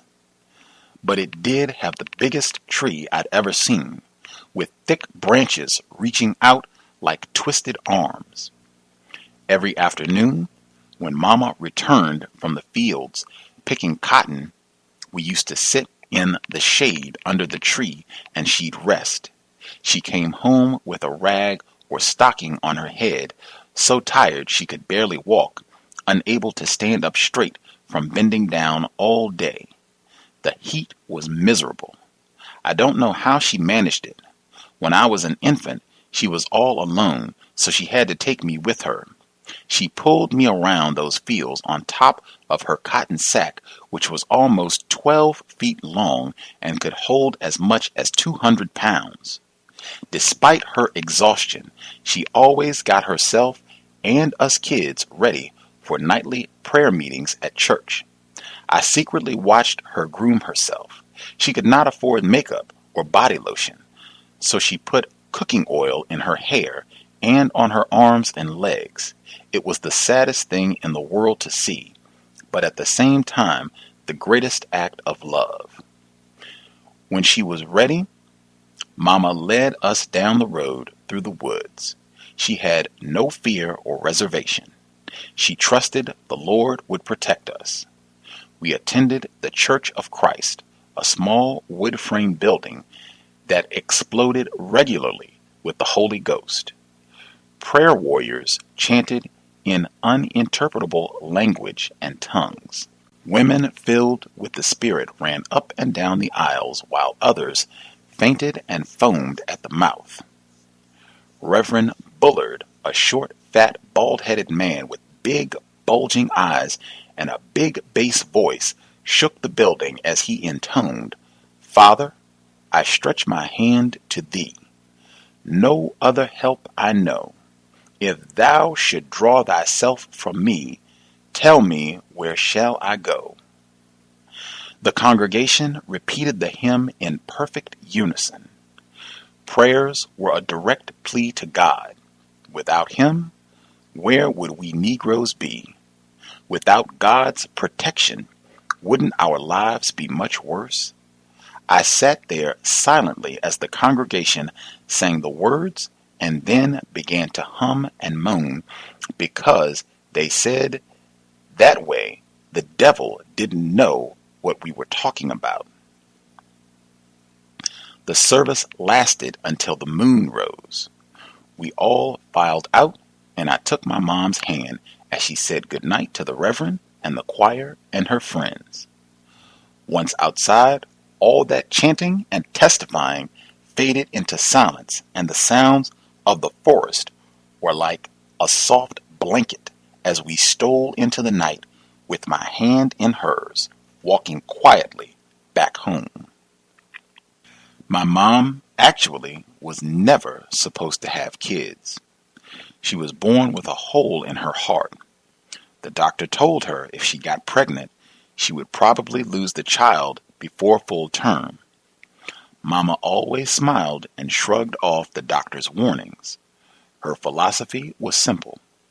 If you believe things will go wrong in your life, they will. If you believe they'll go right, they will. For me, the verdict on that philosophy was in doubt. I doubted it even further when she sent me downtown to the market called People's to get a soup bone. A soup bone is one that the butcher has cut all the meat off and sells to poor people to make soup. It was unusual for my mom to want one. She mostly cooked things grown in the ground. We always had grains, beans, okra, and a lot of good turnips and carrots. But today she wanted a soup bone. I walked down to the market and was having a good time, being a kid, pushing the basket down the aisles, when I accidentally bumped into a white lady. "Nigger, can't you see where you're going?" she fumed. "You ain't got no business driving that thing like that." I was in trouble. I had been noticed. A couple of white boys nudged each other and sidled outside. They'd be waiting for me. I mumbled something to the white lady and walked away. The bone I got from the butcher barely had a strip of meat on it. I told him I didn't want him to wrap it. I wanted to carry it in my hand. The biggest boy was waiting when I came up to the checkout. "Nigger, what did you buy?" "A soup bone," I told him. "Well, I'm taking your damn bone after you pay for it," he said. I said, And I'm going to give it to you too. When he reached his hand into his pocket for a knife or whatever was in there, I hit him as hard as I could with that big bone. Bones like that have knots on the end where they fit into the joints, and I caught him right on the side of the head. The knot almost took his eye out. He grabbed his face bleeding, and I ran off as fast as I could, losing the bone in the process. I thought I had won, but I just couldn't escape a beating that day. Mom walloped me because I came back without the bone, and I couldn't tell her why. She already thought I had too much hatred in me. It was a constant theme in our discussions. She made me read the Bible and told me how important it was to have God in your life. She told me I had to be peaceful and tolerant. I asked her, "But Mama, aren't you prejudiced?" She nodded. Absolutely. I smiled. Here was proof I was right in my thinking. Sonny, I am prejudiced against you. I was shocked. Me? Why? Just look at you. You're raggedy. You don't have anything. If I don't buy you no clothes, you'd be naked, wouldn't you? Sonny, you don't have nothing. Your bicycle out there, broken down with a flat. You don't have no get up or ambition. Sonny, you don't try to do much with your life, do you? In fact, you're not doing anything. To teach me about life, since I had no real father, she began looking around for a male figure to guide me. I was already working on East 70th Street for Dr. Carter, a white man who hired me to sweep out his office every day before school. I made $1.50 a month. On one occasion, he scolded me for not doing a good job. I resented it and told Mama, "I'm not going to the doctor's office anymore." She looked angry. "You're not going to be the same way he be about you, son. You can't. Now let's go see him." There was no arguing with my mother, so we went. When we got there, Mom asked him to come out, and when he did, she pointed to me. "Doc, whatever you said to my son, you did the right thing. You know this boy don't have no daddy." He looked at us over his spectacles. "Yes, ma'am." "Well, from this day on, you're his daddy, and we're going to bring him up together." I thought both of them were crazy. They must both hate me. I soon came to realize that Dr. Carter and my mom had more knowledge than I ever knew. Dr. Carter did a lot to help me. He let me work for him and put money aside for me. He was a good man, a kind soul. If I complained to Mama again about his being prejudiced, she'd say, "Sonny, no one's in the world prejudiced unless you see prejudice. And if you see prejudice, it just means you have to do a little bit more work to free your mind from it." It was one of the biggest lessons of my life. Mama wouldn't allow me to see prejudice. Under no circumstance could I walk in and say, "Mama, that Jewish guy's prejudiced," or "that white guy's prejudiced. That Mexican there, he ain't no good, he's prejudiced." She wouldn't hear it.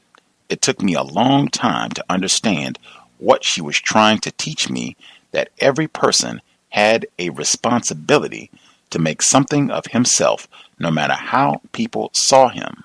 What you find in life, you deal with. If everybody hates you, tough. If everybody says you can't do something, tough. If you refuse to be beaten, you won't be. If you gave in, you were just cooperating with whoever was trying to stop you. What did that mean to my life?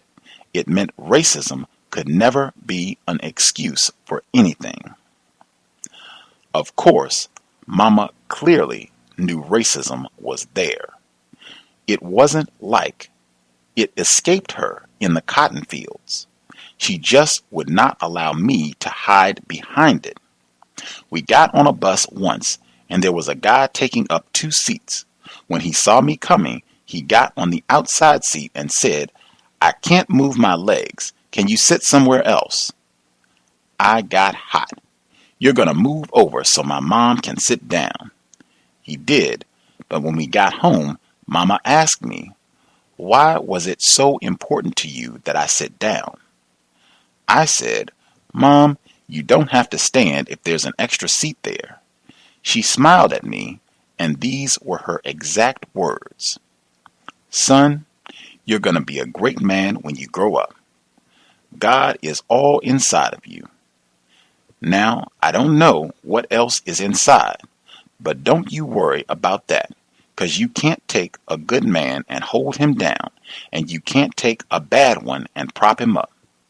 I don't know how you got to be the way you are, but I know you are going to tear up this world and be just fine, no matter what they throw at you." My mom died in 1985. 3 days before she passed, I came back to Shreveport to make sure she had everything she needed. She was lying in bed with her medications beside her on the bedstand.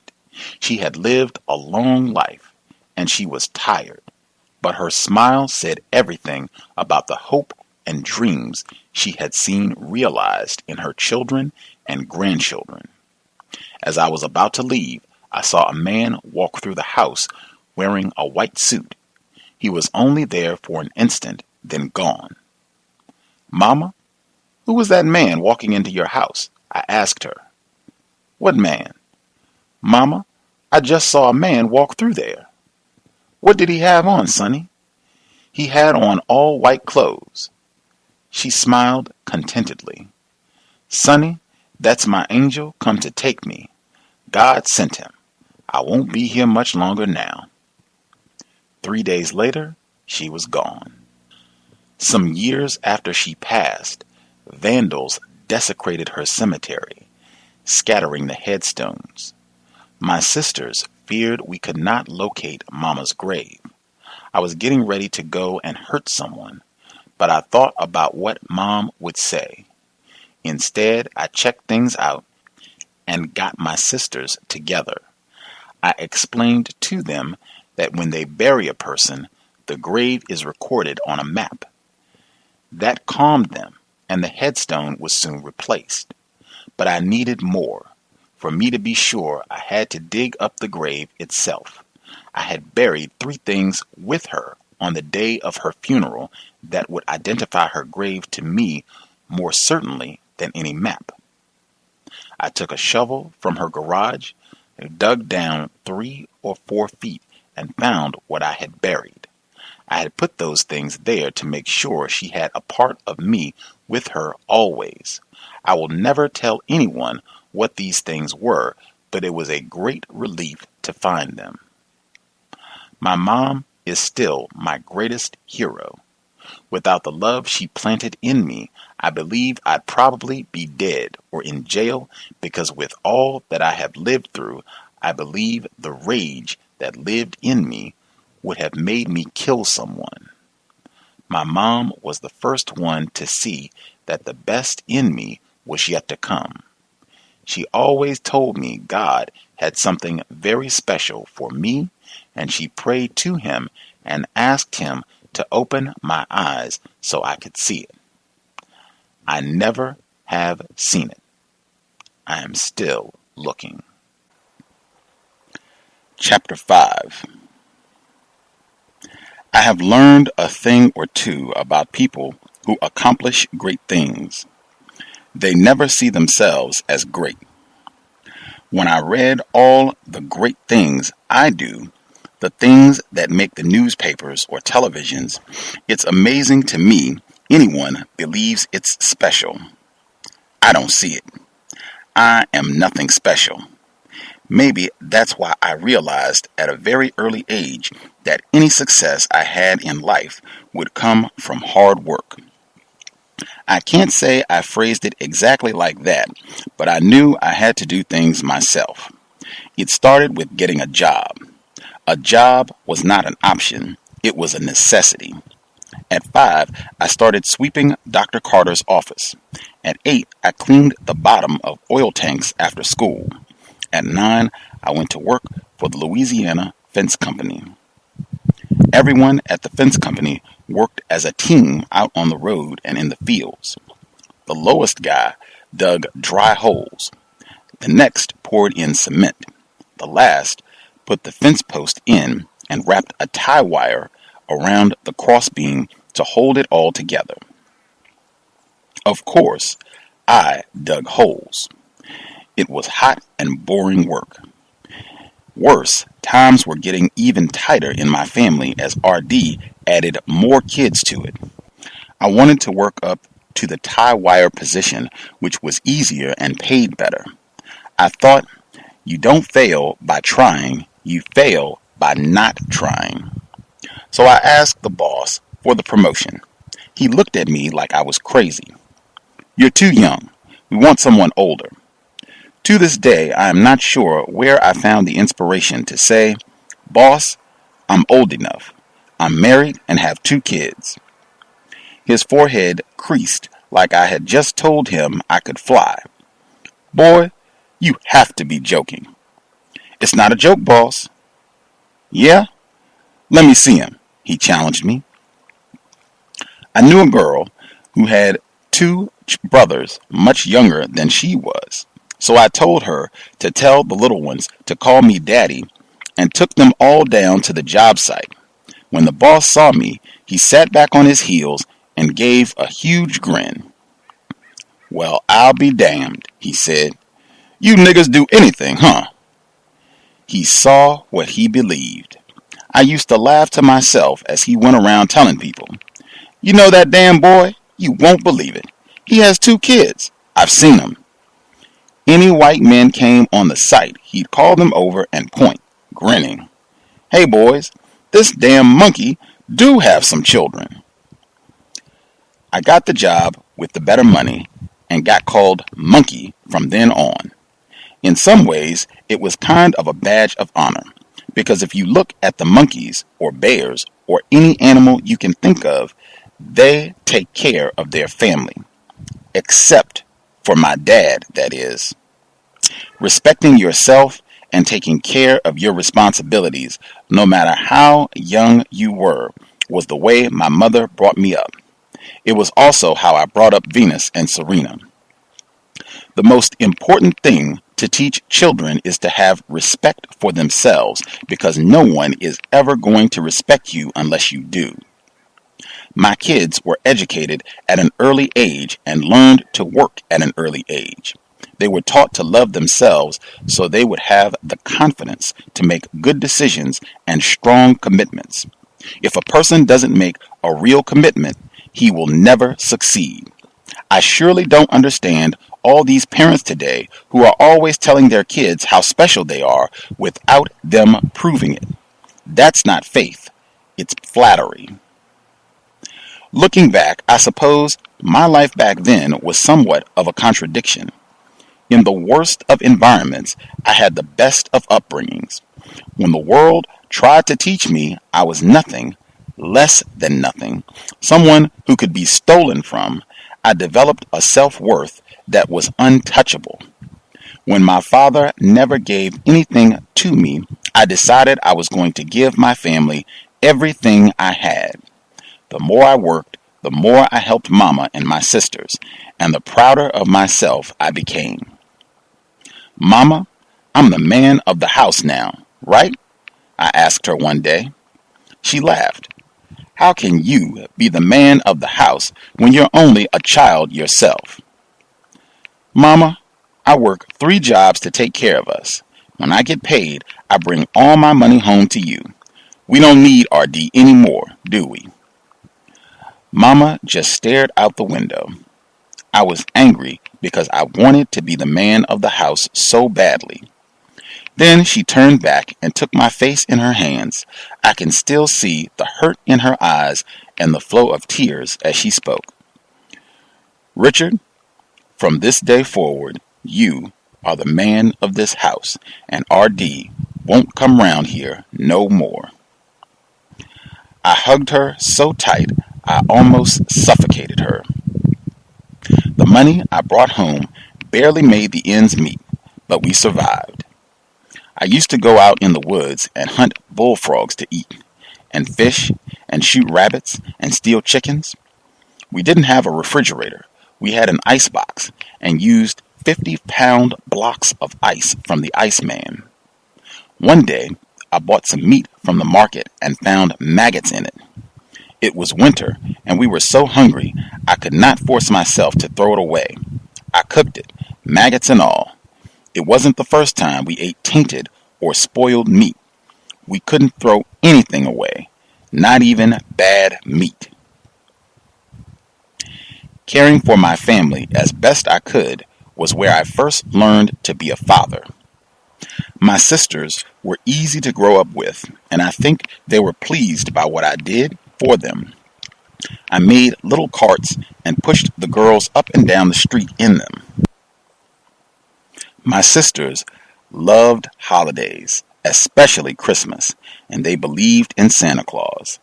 Mama used to buy them bikes as presents from a store named Auto Light on East 70th Street, but she couldn't afford them for all four. Helping Mama make their holiday perfect was my goal. For Christmas, I bought old bikes, spray painted them, and put on new tires and rims so they looked brand new. Personally, I didn't celebrate Christmas or believe in Santa Claus. Mama tried to convince me otherwise, but I was adamant. It didn't make sense to me why any white man would take a night out of the year to bring us gifts. Anyway, what did it matter if a man masked himself in religion one day and the next wore the white hood?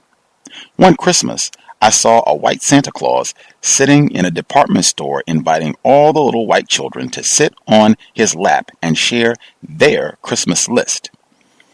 Hop up here and sit on old Santa's lap. What do you want for Christmas, pretty girl? The girl giggled and said, a baby doll.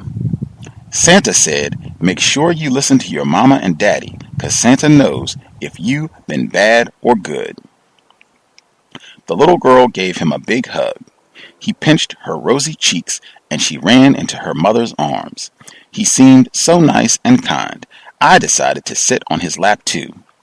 When I got to him, he said, you better get your little nigger ass away from me, boy. By the time I was 8, Mama gave up and stopped buying me Christmas gifts. She also gave up trying to talk me into embracing a holiday created by and for white people. White people bought things for each other.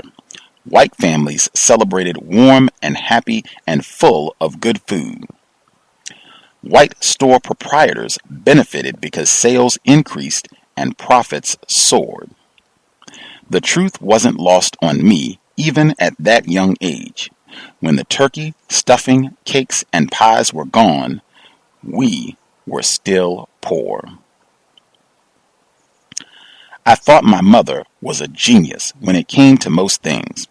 When it came to how to get through life, I thought she was one of the most wrong-thinking persons I ever met.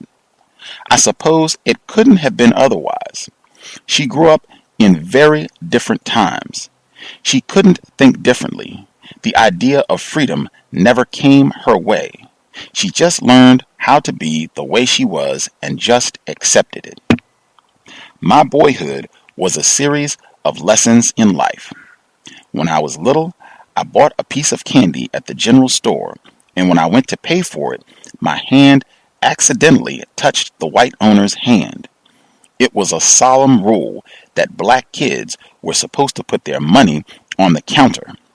He snarled at me, "Don't you ever put your goddamn hands on me, boy. I hear that color of yours will wear off, and I damn sure don't want to be a black-ass nigger like you." "Excuse me, sir," I said, going through the subservient motions of bowing my head and lowering my eyes. From out of nowhere, a stick crashed across my back. I doubled over just in time to miss another blow.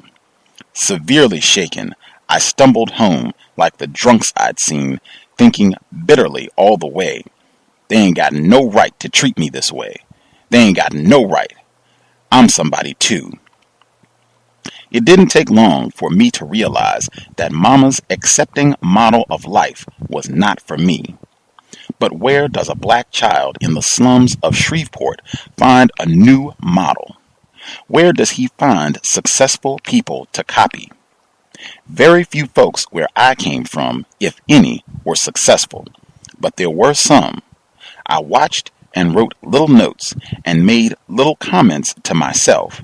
I tried to associate with people who were good role models.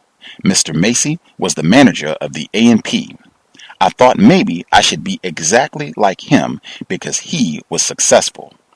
Based on Mr. Macy, successful people had bald heads, big stomachs, and were extremely polite. But even he taught me something. He used to say, "Richard, success is nothing more than taking advantage of every opportunity." Mr. Macy was right. He had confidence. He had faith in himself. If I wanted to be confident, I'd have to have faith in myself. That became my first principle. To be confident, you have to have faith. But faith in what? Some of the black people I knew in Shreveport believed maybe you could be a preacher, a teacher, or work in a factory, but the number one job was picking cotton. I had made my mind up long before that I was not going to pick cotton. I didn't see one cotton picker or laborer that was successful at anything. So I tried to learn to do little things to build my faith, like seeing if I could walk down to East 70th Street where there was a market in 10 minutes. When I could do that, I had set a goal and achieved it. I could have faith. A light went on in my head. Goals could be achievements. I had started the process of gaining faith in myself. As a child, it was a great lesson that the process of setting and attaining a goal lets you gain faith in yourself. I kept it up. I learned how long I could run at top speed. I learned how far top speed would take me. I learned the time it would take for me to reach the woods where I could hide in safety if white people got behind me to beat me or kill me. I needed to run at top speed for 9 minutes. Soon, I learned that I had to be able to do better than that because I almost got killed. Soon, I learned that I had to be able to do better than that because I almost got killed running only 9 minutes. I was coming from downtown Shreveport and a white guy asked me, "Hey, aren't you the kid that said something back to my wife? You called her by her first name, is that right?" "Yes, that's right," I said. "Well, haven't you been trained to call her by her last name? Don't you know you got to call her Mrs. or Miss?" I said, "I don't call no one that." He pulled out a knife and 2 or 3 of his buddies got behind me. I took off. I knew I could outrun them if I could make 9 minutes. They would fall behind. What I didn't realize was they had a car. How dumb was I? In the 9 minutes it took me to get to the area of safety, driving, they made it in 4. They were waiting for me when I got there. What do you do when you run at top speed and you get to the end and need more? I learned that fear can be a great incentive. When they came at me with bottles and knives, I ran until my heart was going to burst and the wind made my eyes tear from running so fast. Fear can be a powerful motivation became another rule of mine. From that day on, fear made me train myself to be able to run as fast and as long as I needed to run to survive. Fear of failure is a great motivation too, especially if it's linked to survival. I learned that to reach your best, sometimes you have to be scared, especially of failing. Fear works 2 ways. You may know who you fear. Sometimes, however, to win, you have to do something to make people fear you. By the time I was 7 or 8, I got sort of known for running. One time in a store, a white kid said to me, surprised, "I can't catch you." I said, "No, you can't catch me." He smiled and his lips curled meanly. "But I will," he said. If you look closely at the back of my head on the left side, there's a scar where he snuck up behind me and hit me in the head with a bottle. I heard people say, "Boy, he's bleeding like a hoe." It didn't matter. All I knew was I had to run. And if I could get ahead of him, he wasn't going to catch me unless he was in a helicopter. Fear creates theories. Theories must be tested. That's another rule. Every time he or the other white kids saw me, an incident would start all over again. So I came up with a new theory. They knew I was scared of them, so maybe the only way for me to stop them was to make them scared of me. I made a slingshot, and when they started up with me, I shot them. As they ran, I heard them say, "That nigger is crazy." It helped me a great deal. It restored my faith. They stayed away from me. But as I say, theories must be tested. Kids learn a lot that way, and parents should always remember it. My theory of retaliation worked just fine until they brought something more powerful than a slingshot. It's called a rifle. They didn't mind shooting you down there in Louisiana, and I got shot at quite a few times till I learned that my best bet was to stay far away from people I was not going to call Mr. or Mrs. Test your theories. You will live longer. Context of White Supremacy. We did not end on a chapter break for the program today just because it was a little long. I wanted to make sure that we had time left to discuss. I like to have at least a half hour, and it would have taken a significant bit more, but we'll be starting. There's kind of a break. It's not a chapter break, but there is a break before he goes on to pick up. The next paragraph is, I perfected my plans and my running, and the next fight I got in to escape from the white guys who were after me. I ran downtown Shreveport to my house, and he goes on from there. Oof, that is a pretty good one too. You have to stay tuned. That's kind of a cliffhanger to hear what happens with the next group of white terrorists who were chasing after him. But we're still in chapter 5. That's what we'll pick up at next week. If you would like to participate, the number again to dial is 760-569-7676. And the code is 564-943#. Press star 6 if you would like to participate. I will get all the folks who dialed in who have a hand up. Lines should be open. If you have comments, things you would like to share, everyone who dialed in with a hand up, your line should be open.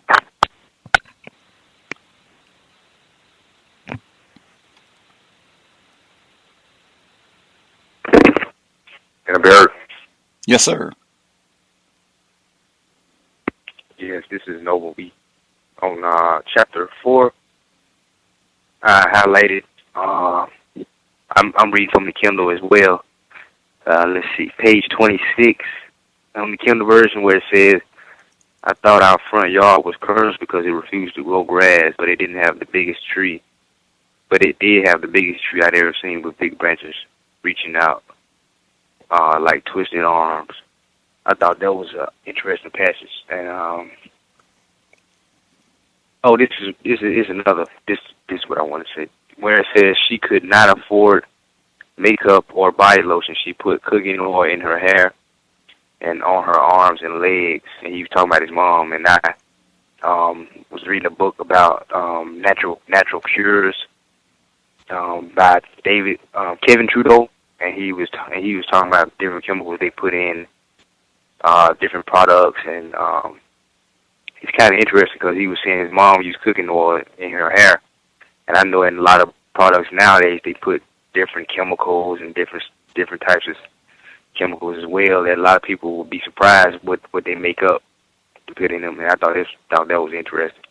On page 27, he said the congregation repeated the hymn in perfect unison. Prayers were a direct plea to God. Without him, where would we Negroes be? Without God's protection, wouldn't our lives be much worse? I sat there silently as the congregation sang the words, and then began to hum and moan because they said that way the devil didn't know what we were talking about. And he said, and I thought that was interesting there because he was talking about prayers were direct plea to God, but then later on in the passage he was saying that when his mom was talking to him and saying that he was going to turn out to be a great person, and he said that she was saying that God is inside of him, and and I was looking at making a comparison here where it says he's making a direct plea to God, and he said without him where would we Negroes be? And then later on his mom was telling him that God is inside of him. I just thought that was interesting. And also he said my mom actually was never supposed to have kids. She was born with a hole in her heart. The doctor told her if she got pregnant, she would probably lose a child before a full term. Mama always smiled and shrugged off the doctor's warnings. Her philosophy was simple. If you believe things will go wrong, your life they will. If you believe they'll go right, they will. And I just think that even from one of the previous broadcasts on the Cows when we talked about Richard Williams, the White Terrorism episode when we talked about Richard Williams, and just listening to him doing the interview with the white guy, and I just say white people love to sit down and interview us because they like to get all of the information from us directly because they can use it against us later on. And what I mean by that is I just think white people study everything in all of these different biographies and autobiographies, and they look at all of these different things and all of our different philosophies, and they say, okay, how can we flip that and use that against them? Where it says, if you believe things will go wrong in your life, they will. If you believe things will go right, they will. But we know under system of white supremacy, whatever we believe, if we believe things go right, things will still go wrong because as long as white people are in the position of that they're in over our lives, and they're constantly making these decisions, they're constantly exercising war against us in all areas of people's activity. So we can say, oh, things are going to go right. What they say, hope for the best but expect the worst. So I think that as long as people, we want things to go right, but under system white supremacy, like Murphy's Law, it said anything that can go wrong will go wrong. So I think I just always keep that in mind. And on page 29, he said, she already thought I had too much hatred in me. And I just think that it's interesting as victims of white supremacy how when we have certain views about white people that certain other people see that as hatred, but sometimes we overlook the hatred that white people have of us. So it's like, okay, if I've had these experiences with white people, just put myself in Richard Williams' point of view, I mean, just the experience that he's had dealing with white people, them calling him niggers and don't sit on my lap, you black nigger and all this type of stuff. I mean, okay, if I have hatred in me, what do they have in them? I think that's something Richard Williams probably thought about himself.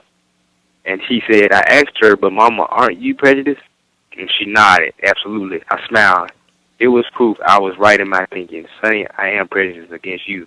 I was shocked. Me? Why? And he said, just look at you. You're regularly and on and on. And I just thought that was interesting how his own mom was saying that she's prejudiced against her own son. And just how the system of white supremacy, it just warps some our thinking into a point where the way we look at each other is where we're really supposed to be looking at white people. So I thought that was interesting. And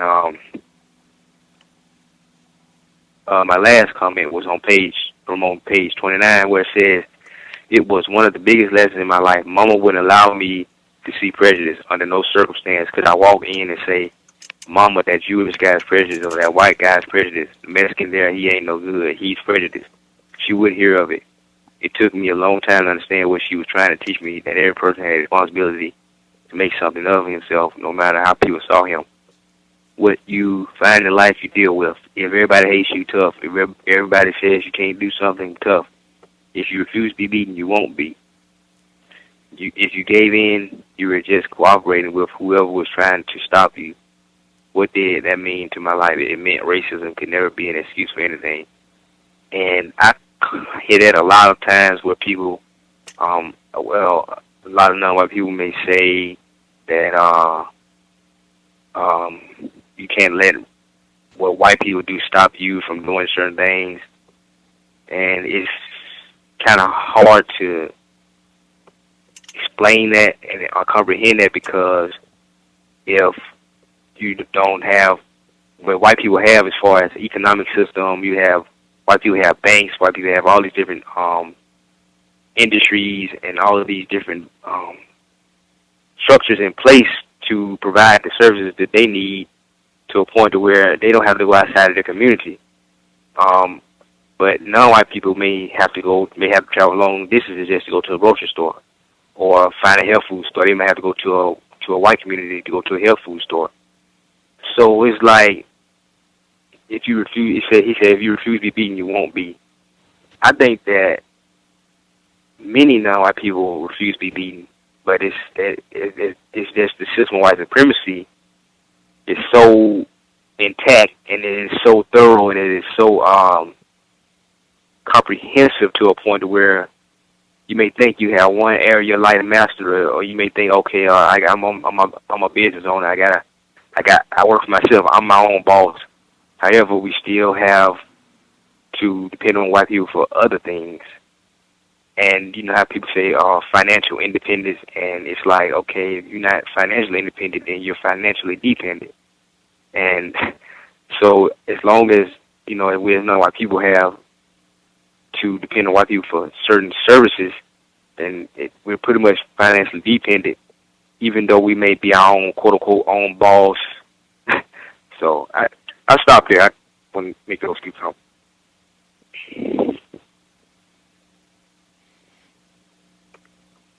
Appreciate that.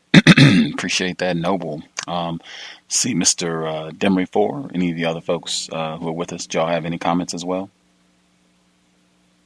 Yes. Can I be heard? Yes, sir.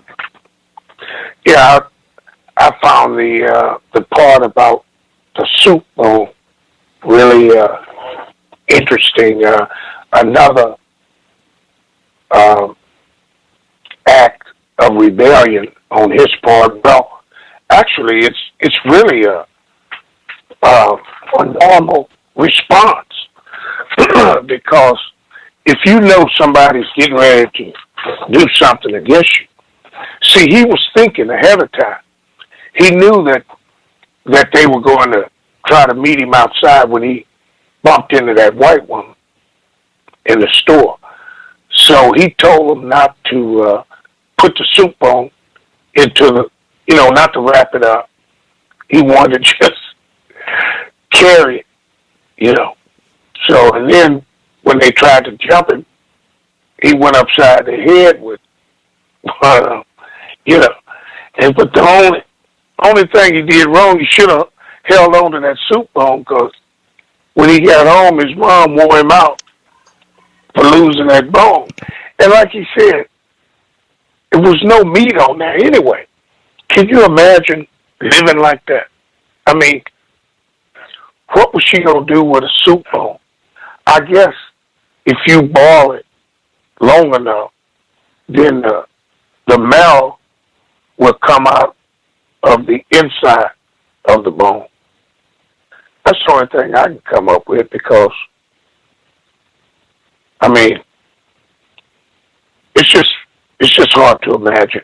And then when he described the inside of the house, having to sit on the crates and then sleeping on the floor. I mean, night after night, you're a little kid, and you got to sleep on the floor. It's just, I don't know, that he probably, those, you can never get past that.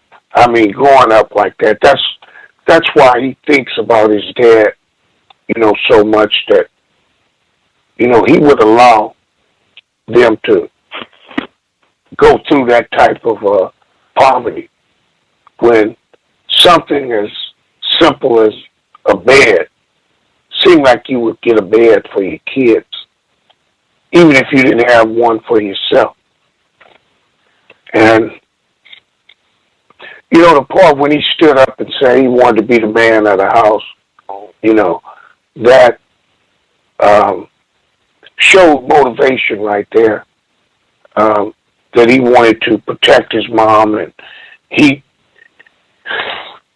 felt so bad about his dad, he really wanted his dad to quit coming by there, really. So he felt like if he became man of the house, worked all these jobs, and brought all the money home, then maybe his mom could quit seeing this guy who wasn't really doing anything for her, but leaving her with more kids and more responsibility. So I think that something was starting to grow inside of him, that made him into the type person that he is today. And I really find it amusing that, we don't have a character that is constantly, being docile and always praying and looking for some miracle or something in the hereafter, but somebody who is in the present and that is looking at things realistically and understand how the system works. So I'm enjoying the book, and I'll mute my line. Thanks. More rebelliousness to come. Starting should be right at the beginning of next week's audio segment. Just for an example, I don't know if people, I'm not promoting Kindle at all. If you have a Mac, you can get Kindle for free, and then you would just get the books that you would want to read or what have you. So I'm not promoting it. It's just, if you use it, it is an interesting feature that as you read, you can see where there's an accumulation of people highlighting a specific section. And I've told you thus far some of the sections that stood out, and you all have shared sections that stood out for you. Thus far, none of those have been highlighted many times. It looks like the baseline is at least 5 people highlight a specific section, and then you can see that, this number of people highlighted this particular part of the book. One of the sections that got a lot of highlights, 8 so far, is when his mom, the section that Noble was reading, where his mom calls him prejudice. And the part where it says every person has a responsibility to make something of himself, no matter how people saw him. I could see in a system of racism, white supremacy, where white people would just be overjoyed with that sort of sentiment. And even, it's not saying that you don't make an effort. You definitely go out and you do the best that you can. I think that in and of itself works against racism. But that should be with the acknowledgement that you have the greatest terrorists on the planet who will be working against you, doing your best, as long as it's something constructive. They are going to be trying to trip you up the whole way along as we go. And that's something that is important, that should not be discarded or minimized. And even suspected racist Dr. Peggy McIntosh, she touched on that on the program, where she was saying, I think it was President Obama went and gave a similar message. Let's not make excuses about racism. I don't want to hear about that. Just go out and do whatever you're supposed to do. And she said that is really dangerous to make that sort of statement to black people under a system of racism, white terrorism, because if you are not successful, everybody is not going to be Serena Williams. If you're not successful, then you end up attributing that to you and saying that it must be something wrong with me, I'm defective, which the whole world is designed to make you believe anyway that yes, it is you. It's not us. It's nothing wrong here. This is democracy. This is justice. Everything is great. Must be something wrong with you. You're lazy or shiftless or whatever. Defective. You're just not smart. You're dumb. The bell curve. And she said that, when you acknowledge that, hey, this is set up for you to fail, and you're going to give it your best to overcome that, hey, you can go out and do whatever you want to do and give it your best shot. Not, it's not saying to sit down and just play video games and eat ice cream all day, but it's just saying that is important to not minimize or short shrift the powerful forces that are aligned against us as black people. Also, some of the other passages that I thought were, the segment, this is chapter 5, like the beginning, early part of chapter 5, where he's talking about how he worked all these jobs to try to help his family out. And then he's with this job, I guess he's working this construction Louisiana fence company where they're putting all these fences down. He tells the white boss that tells him that he has 2 children when he's still a young child himself, and he tricks him, uses the white man's racism against him. The section where he says after he brings these 2, this black female that he knew who was young and she had some younger brothers, brings them to the job. He tricks him and he gets the raise, where he says, I got the job with the better money and I got called monkey from then on. In some ways, it was kind of a badge of honor, because if you look at the monkeys or bears or any animal you can think of, they take care of their family, except for my dad, that is.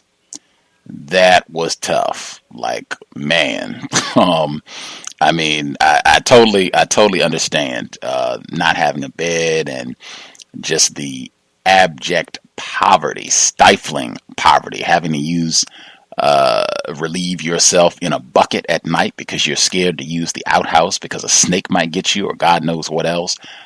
I totally get it. And particularly he said his RD was abusive as well. So I totally get it. But that is a rough one.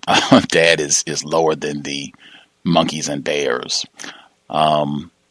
Oh, wow. It was quite a bit stood out. Christmas. I'm going to have that passage from this point forward. I think as long as I have a Facebook page, social media accounts, I'm going to put this passage up when December 25th rolls around. Personally, I didn't celebrate Christmas or believe in Santa Claus. Mama tried to convince me otherwise, but I was adamant. It didn't make sense to me why any white man would take a night out of the year to bring us gifts.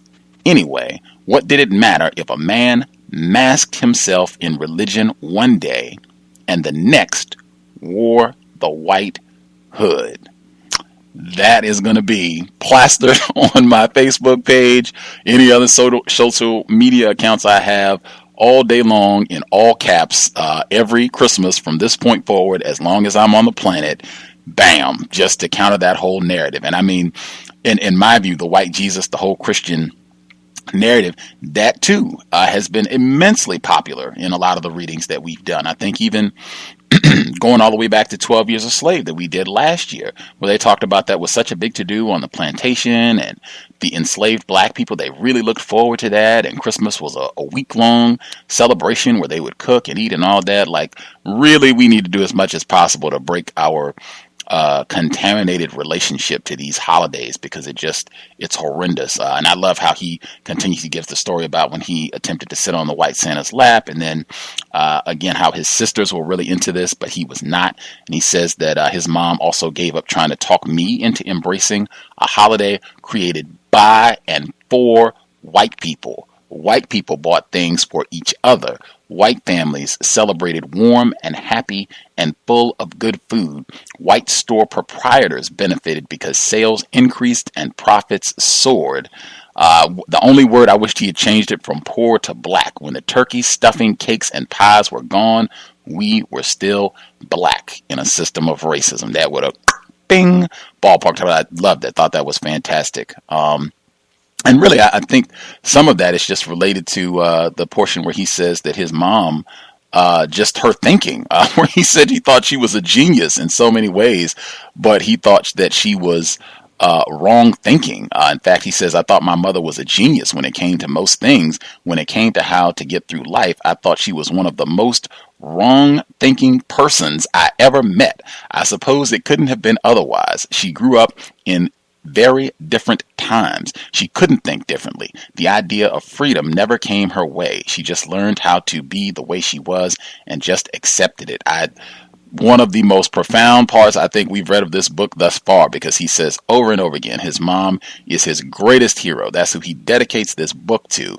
And even with that, to say that I still to this day think that she was a wrong thinking person, and to be able to say that without putting her down, without calling her a house nigger and a Sambo and a coon and all this other stuff, to still have compassion, to still have, it seems to me, the highest admiration for his mom, while recognizing that there are certain aspects to her thinking, her logic, that just don't make sense to me about how she is going about dealing with white people, white holidays, white concepts. This stuff just does not make sense to me. I understand, even empathizing, I understand why she thinks this way, but this just doesn't make sense. Phenomenal passage, and did not lose, in my opinion, did not lose any of the compassion, respect, and admiration for his mom while making that point. The person that dialed in from block number, did you have comments you wanted to add? No, I was just going to say the same thing about the respect that he had for his mom, although he was absolutely just couldn't get past her wrong thinking. But it was a different time. But I like this because, listening to my folks, since they didn't read, they always go, we, the outhouse so poor, and they give me the impression that they were the only black people who were this miserable. And it's just our reading group lets me know that this is absolutely the baseline for every black person in the country. Because I grew up thinking that, well, I guess it was just my folks who had an incredibly difficult time. And they believed it too, for some reason. So, it's just good. It's just nice. Well, not nice, but it's just good to know that, that it wasn't just my family, because that was the impression I grew up with. It's just that we played with rats for, house pets and stuff like that. And I'm like, well, yeah, but, this is really bad. It's just really bad, no food, no anything. It's just bad for, I think, most black people back then.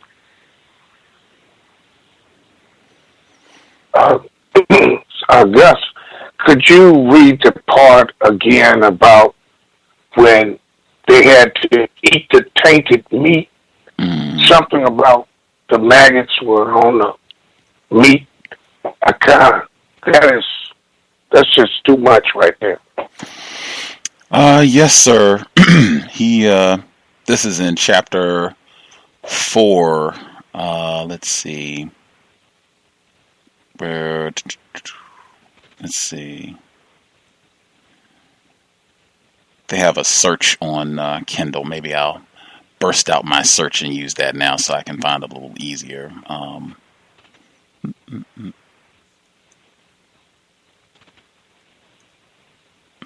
don't know how they can survive eating tainted meat. That's an incredible immune system. I'm trying to figure that out, biologically. How do you survive ingestion of poison? Well, you got people eating out of garbage cans, homeless people. I saw a guy take a sandwich from but I was driving. If I hadn't been driving, I think I gave the guy a couple of bucks, get him a sandwich. It just turns my stomach to see somebody do that. Yeah. But you'd be surprised what your body can put up with after you got used to it. Yeah. Yeah. I think food poisoning still kills more people than anything else every year. But I'll just have to look at that. I'm not understanding how you can figure out what's going to kill you and what's not. He says, one day, this is chapter 4, he says, one day I bought some meat from the market and found maggots in it. It was winter, and we were so hungry I could not force myself to throw it away. I cooked it, maggots and all. It wasn't the first time we ate tainted or spoiled meat. We couldn't throw anything away, not even bad meat. And I guess just since I'm using the search feature, it shows all of the pages where the word maggot appears, and apparently we will have other encounters in the text where maggots pop up. Maybe. Yeah, that's interesting. I'll look that up. Go ahead. Remember the related issues. That was me going off on a tangent. I'm sorry. No apology. I wanted to include one of the folks wrote in. She was talking about Julia Metcalf Williams, his mother. Was it wrong thinking or survival given the terrorism she experienced? I can understand how that is a response to terrorism, but to me it would still be incorrect thinking. Because you can do all of those things and still be raped or killed, as apparently almost happened to her. And I think for me at least, there are too many examples where black people were doing this. Black people were being subservient and stagnant-minded, and they still ended up being raped and killed. So I'm of the opinion it's wrong thinking because it does not push you towards a solution to this problem. It just puts you in a position where you're going to continue to face that same terrorism, not just for your entire life, but for generations. So I'm of the opinion that, yes, it is wrong thinking. Understood, and it's a understandable response, but it's not correct thinking. And it's like you said, because you said that, after a certain age, people don't seem to be even behind closed doors when there's no threat, and it's relatively okay to think these things. After a certain age, they can't stop thinking them. They just continue on with the wrong thinking despite the evidence to the contrary. Mm-hmm. Mm-hmm. Another interesting part of the book is when he specifically says that these guys were Klan members. The Klan, you really wouldn't know who a Klan member was because they were the sheriff, the people, the guy at the grocery store, the guy at the meat market. You didn't know who they were. You think that guy was all right, and then he's at the Klan meeting out there with a sheet on later on that week. So it makes me wonder how he knew which ones were Klan members, unless they said it, because I can see that they're so bold at this particular time, they're not even trying to hide it.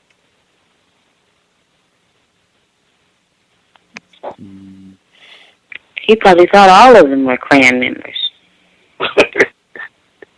He probably was right. Yeah, of course. Also thought the section where he talked about working for Dr. Carter, who's the white guy, where he would sweep the floor or sweep his office before he went to school. The section where I guess he felt Dr. Carter had said something discourteous to him, so he said he wasn't going to go back. And he tells his mom, and she says, no, we're not going to do that. So she goes to talk to this white person. But their conversation where she says, this is his mom speaking, she says, Doc, whatever you said to my son, you did the right thing. You know this boy don't have no daddy. He looked at us over his spectacles. Yes, ma'am. Well, from this day on, you're his daddy, and we're going to bring him up together. That was a tough one as well. Not even, and I say that not as like an admonishment or criticism of her, just, I mean, ugh, like having to look to some random white person who is, I mean, Dr. Carter could have been a Klan person for all we know, to look to him and say that you are going to be my child's dad. And whatever you said, we don't even know what the guy said. Whatever you said is correct, and we're going to raise him. I mean, that is, wow. And even whatever benevolence, because it seemed Mr. Williams thinks that this guy looked out for him and saved some money for him and had some good advice or what have you. That's pretty easy for a white person to do under these conditions, even at this time period. That's pretty easy for a white person to, oh, well, I like, you know, this little monkey. I like this little black child. I'll take care of him, set a few bucks aside for him. He's got a no-count dad anyway. That's, you know, I think that's what they even would reference as an aspect of paternalism in racism, white supremacy, where a white person can do something nice for a black person, hook them up with some clothes or some money or whatever. That's pretty easy to do. That doesn't really overwhelm me, and I would even caution against anyone being blown away and thinking that this is an example of a really magnificent white person who is not racist and shows that there are likely other white people who are just as helpful. I could not disagree more. And it again reminds me, Dr. Robert Pershing Foster in Louisiana, this area, and even thinking he might have been in this area at the same time. They sound like they might be close to around the same age, even though I think Dr. Pershing would be a little older. He had to leave. He ended up in California because they wouldn't even allow a black person to be a doctor in Louisiana at this time. That's how he ended up in California. And I remember the conversation that he had with a white person in Louisiana who was trying to discourage him from going to California, saying, well, why don't you open up a practice here? And he had to, I can't say remind because it's not like the white person didn't know, but he had to reiterate, you all do not allow Negroes to practice medicine here. What are you talking about? And just that, you can tie that with his mom almost dying when she was pregnant with him as well. If they had allowed Dr. Pershing or other black doctors to practice medicine, she could have had a much easier time in delivering Mr. Williams. But yeah, I'll stop there. Anybody have anything else they wanted to get in before we wrap up?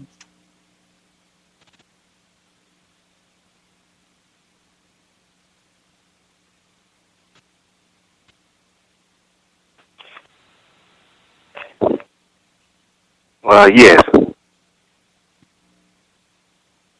I noticed that there were a lot of highlights on where it says, fear creates theories. Theories must be tested. That's another rule. I guess a lot of people highlighted that. And I just, like I said earlier, I think a lot of white people read a lot of these autobiographies, and they highlight certain passages that they think that they can use against non-white people. And in that particular, at 5 highlights, fear creates theory. Theories must be tested. So, something like that we keep in mind. If maybe white people may be trying to test out some theories that they have of us, or maybe test out some theories that we may have. So. Absolutely. That actually reminded me of Mr. Fuller. That his rules, that sounded like codification.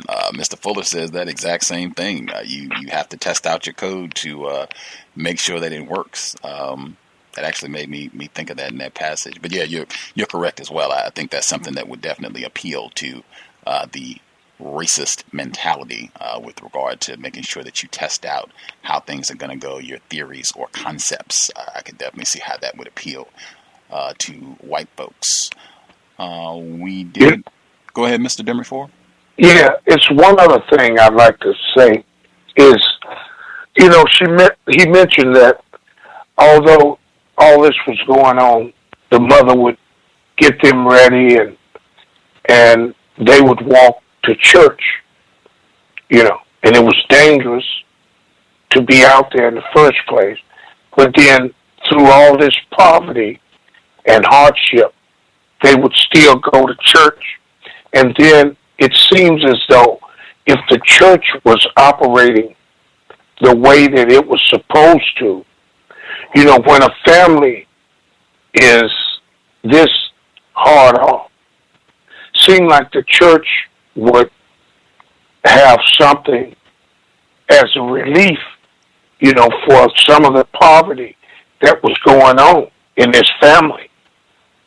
But it's just another indictment against religion and this conception that it's something to be benefited from practicing the oppressor's religion. You know, and even if you're going to do that, why don't you tweak it to the point to where it, you know, you would help each other. Because I can't see in a community when the family is living like that and there's no help available. You know, we're talking about the 40s and 50s. You know, it wasn't that long ago. It's not like we're talking about 1910 or 1920. You know, I just thought I'd throw that in because, you know, we are, as a people, we're so into religion and praying and all that, but the church is not operating the way that it should be or the way that it's portrayed. You know, I just need to say that. Oh, good for that. Could I add that last part in where it's talking about on page 30 where it says, but I know you're going to tear up this world and be just fine no matter what they throw at you. Now she said, no matter what. Now they're going to throw something. She didn't say they're not going to throw anything at you. She said, they're going to throw something at you, but you're going to be all right. So it's not so I think a lot of us know that there's a system in place. We just don't really. It's part of us that acknowledge it, but it's part of us that don't acknowledge it. But she said that no matter what they throw at you, that you're going to have this world and be just fine. I think that's what the earlier caller was talking about, being why he chose to steer his daughter towards tennis, because no matter what white people send it, no matter what white people throw at us, it's not white people. No matter how many tennis balls that we hit at them, we still have responsibility to make some of ourselves, going back earlier. So, right on. Hopefully we can keep in mind as well, there is a ghostwriter attached to this book, Bart Davis. I don't know if that's a white person or not. If I had to bet my last nickel, I'd say it's probably a white person, but maybe I can find a photograph or see what he looks like as well. But keep that in mind too as we're rolling, if at any point you feel like there are fingerprints of the ghostwriter. But we will be back next week. We are right at the end of chapter 5. We have a little bit more to go before we wrap that up, but that's where we'll start for next week, and that should be at 8 p.m. Eastern, 5 p.m. Pacific. We'll be in, ready to roll. I'm sure church will also be a continuing influence, so we can continue that dialogue next week also. We should be here tomorrow, compensatory call-in, 9 p.m. Eastern, 6 p.m. Pacific. News, observations. Last week it has been full. Woo! President Obama's speech, Ray Rice, now Adrian Peterson, the Atlanta Hawks. Ebola is still rolling. They got new video from the Michael Brown shooting. It's been quite... And Oscar Pistorius was convicted today of culpable manslaughter, I think was the term that they used. Culpable murder. Not first degree. But that also is still being hashed out in his sentence. But we'll be talking about all that tomorrow. We should be here on Sunday. Kevin Fisher Paulson. He is a white male. He is gay, and he is a sheriff in San Francisco County, and he adopted 2 non-white children. He'll be on the program to talk about his book and the recent conversation publicly. He's been talking about that he and his black abducted child have been having about Ferguson, since he is also a sheriff in San Francisco County. He'll be with us on Sunday, normal broadcast time, 8 p.m. Eastern, 5 p.m. Pacific. And Monday, we also will have a white female. She'll be with us, Debbie Irving. She is with the whole white privilege, anti-racist racket, well-meaning white woman. She'll be hanging out Monday evening. So we should be broadcasting the next, 4 consecutive days. Stay tuned. Hopefully it'll be constructive. If you have feedback that you want to give on the book, you can email, and we can just add it next week, untiljustice@gmail.com. Hit the blog, invest. If you think the program is constructive, racism-notes.blogspot.com. racism-notes.blogspot.com.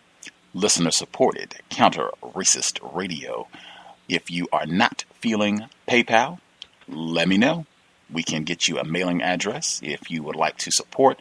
Definitely thank all of the folks who have contributed over the years, kept us broadcasting strong for close to 6 years. Thanks again, and hope the program continues to be worthy of your time and energy. We'll speak in about 24 hours. Remain safe, constructive, and just do everything you can to avoid any situation that looks like it is not going to be constructive, could be dangerous, could be a situation where enforcement officials are going to wind up. Avoid it like the plague. We will speak soon. Context of White Supremacy signing out. Creator, we ask that you help all of us remain patient with other black people, patient with ourselves. We ask that you help us utilize our creator-given talents to the best of our abilities in all areas of people activity towards solving the greatest problem in the known universe: white people. Context of White Supremacy signing out. Thanks all for tuning in. I'm a victim, brother. Problem. You're a victim. I'm a victim of 400 years of conditioning. Shut up. The man has programmed my conditioning. Mm-hmm. Even my conditioning has been conditioned.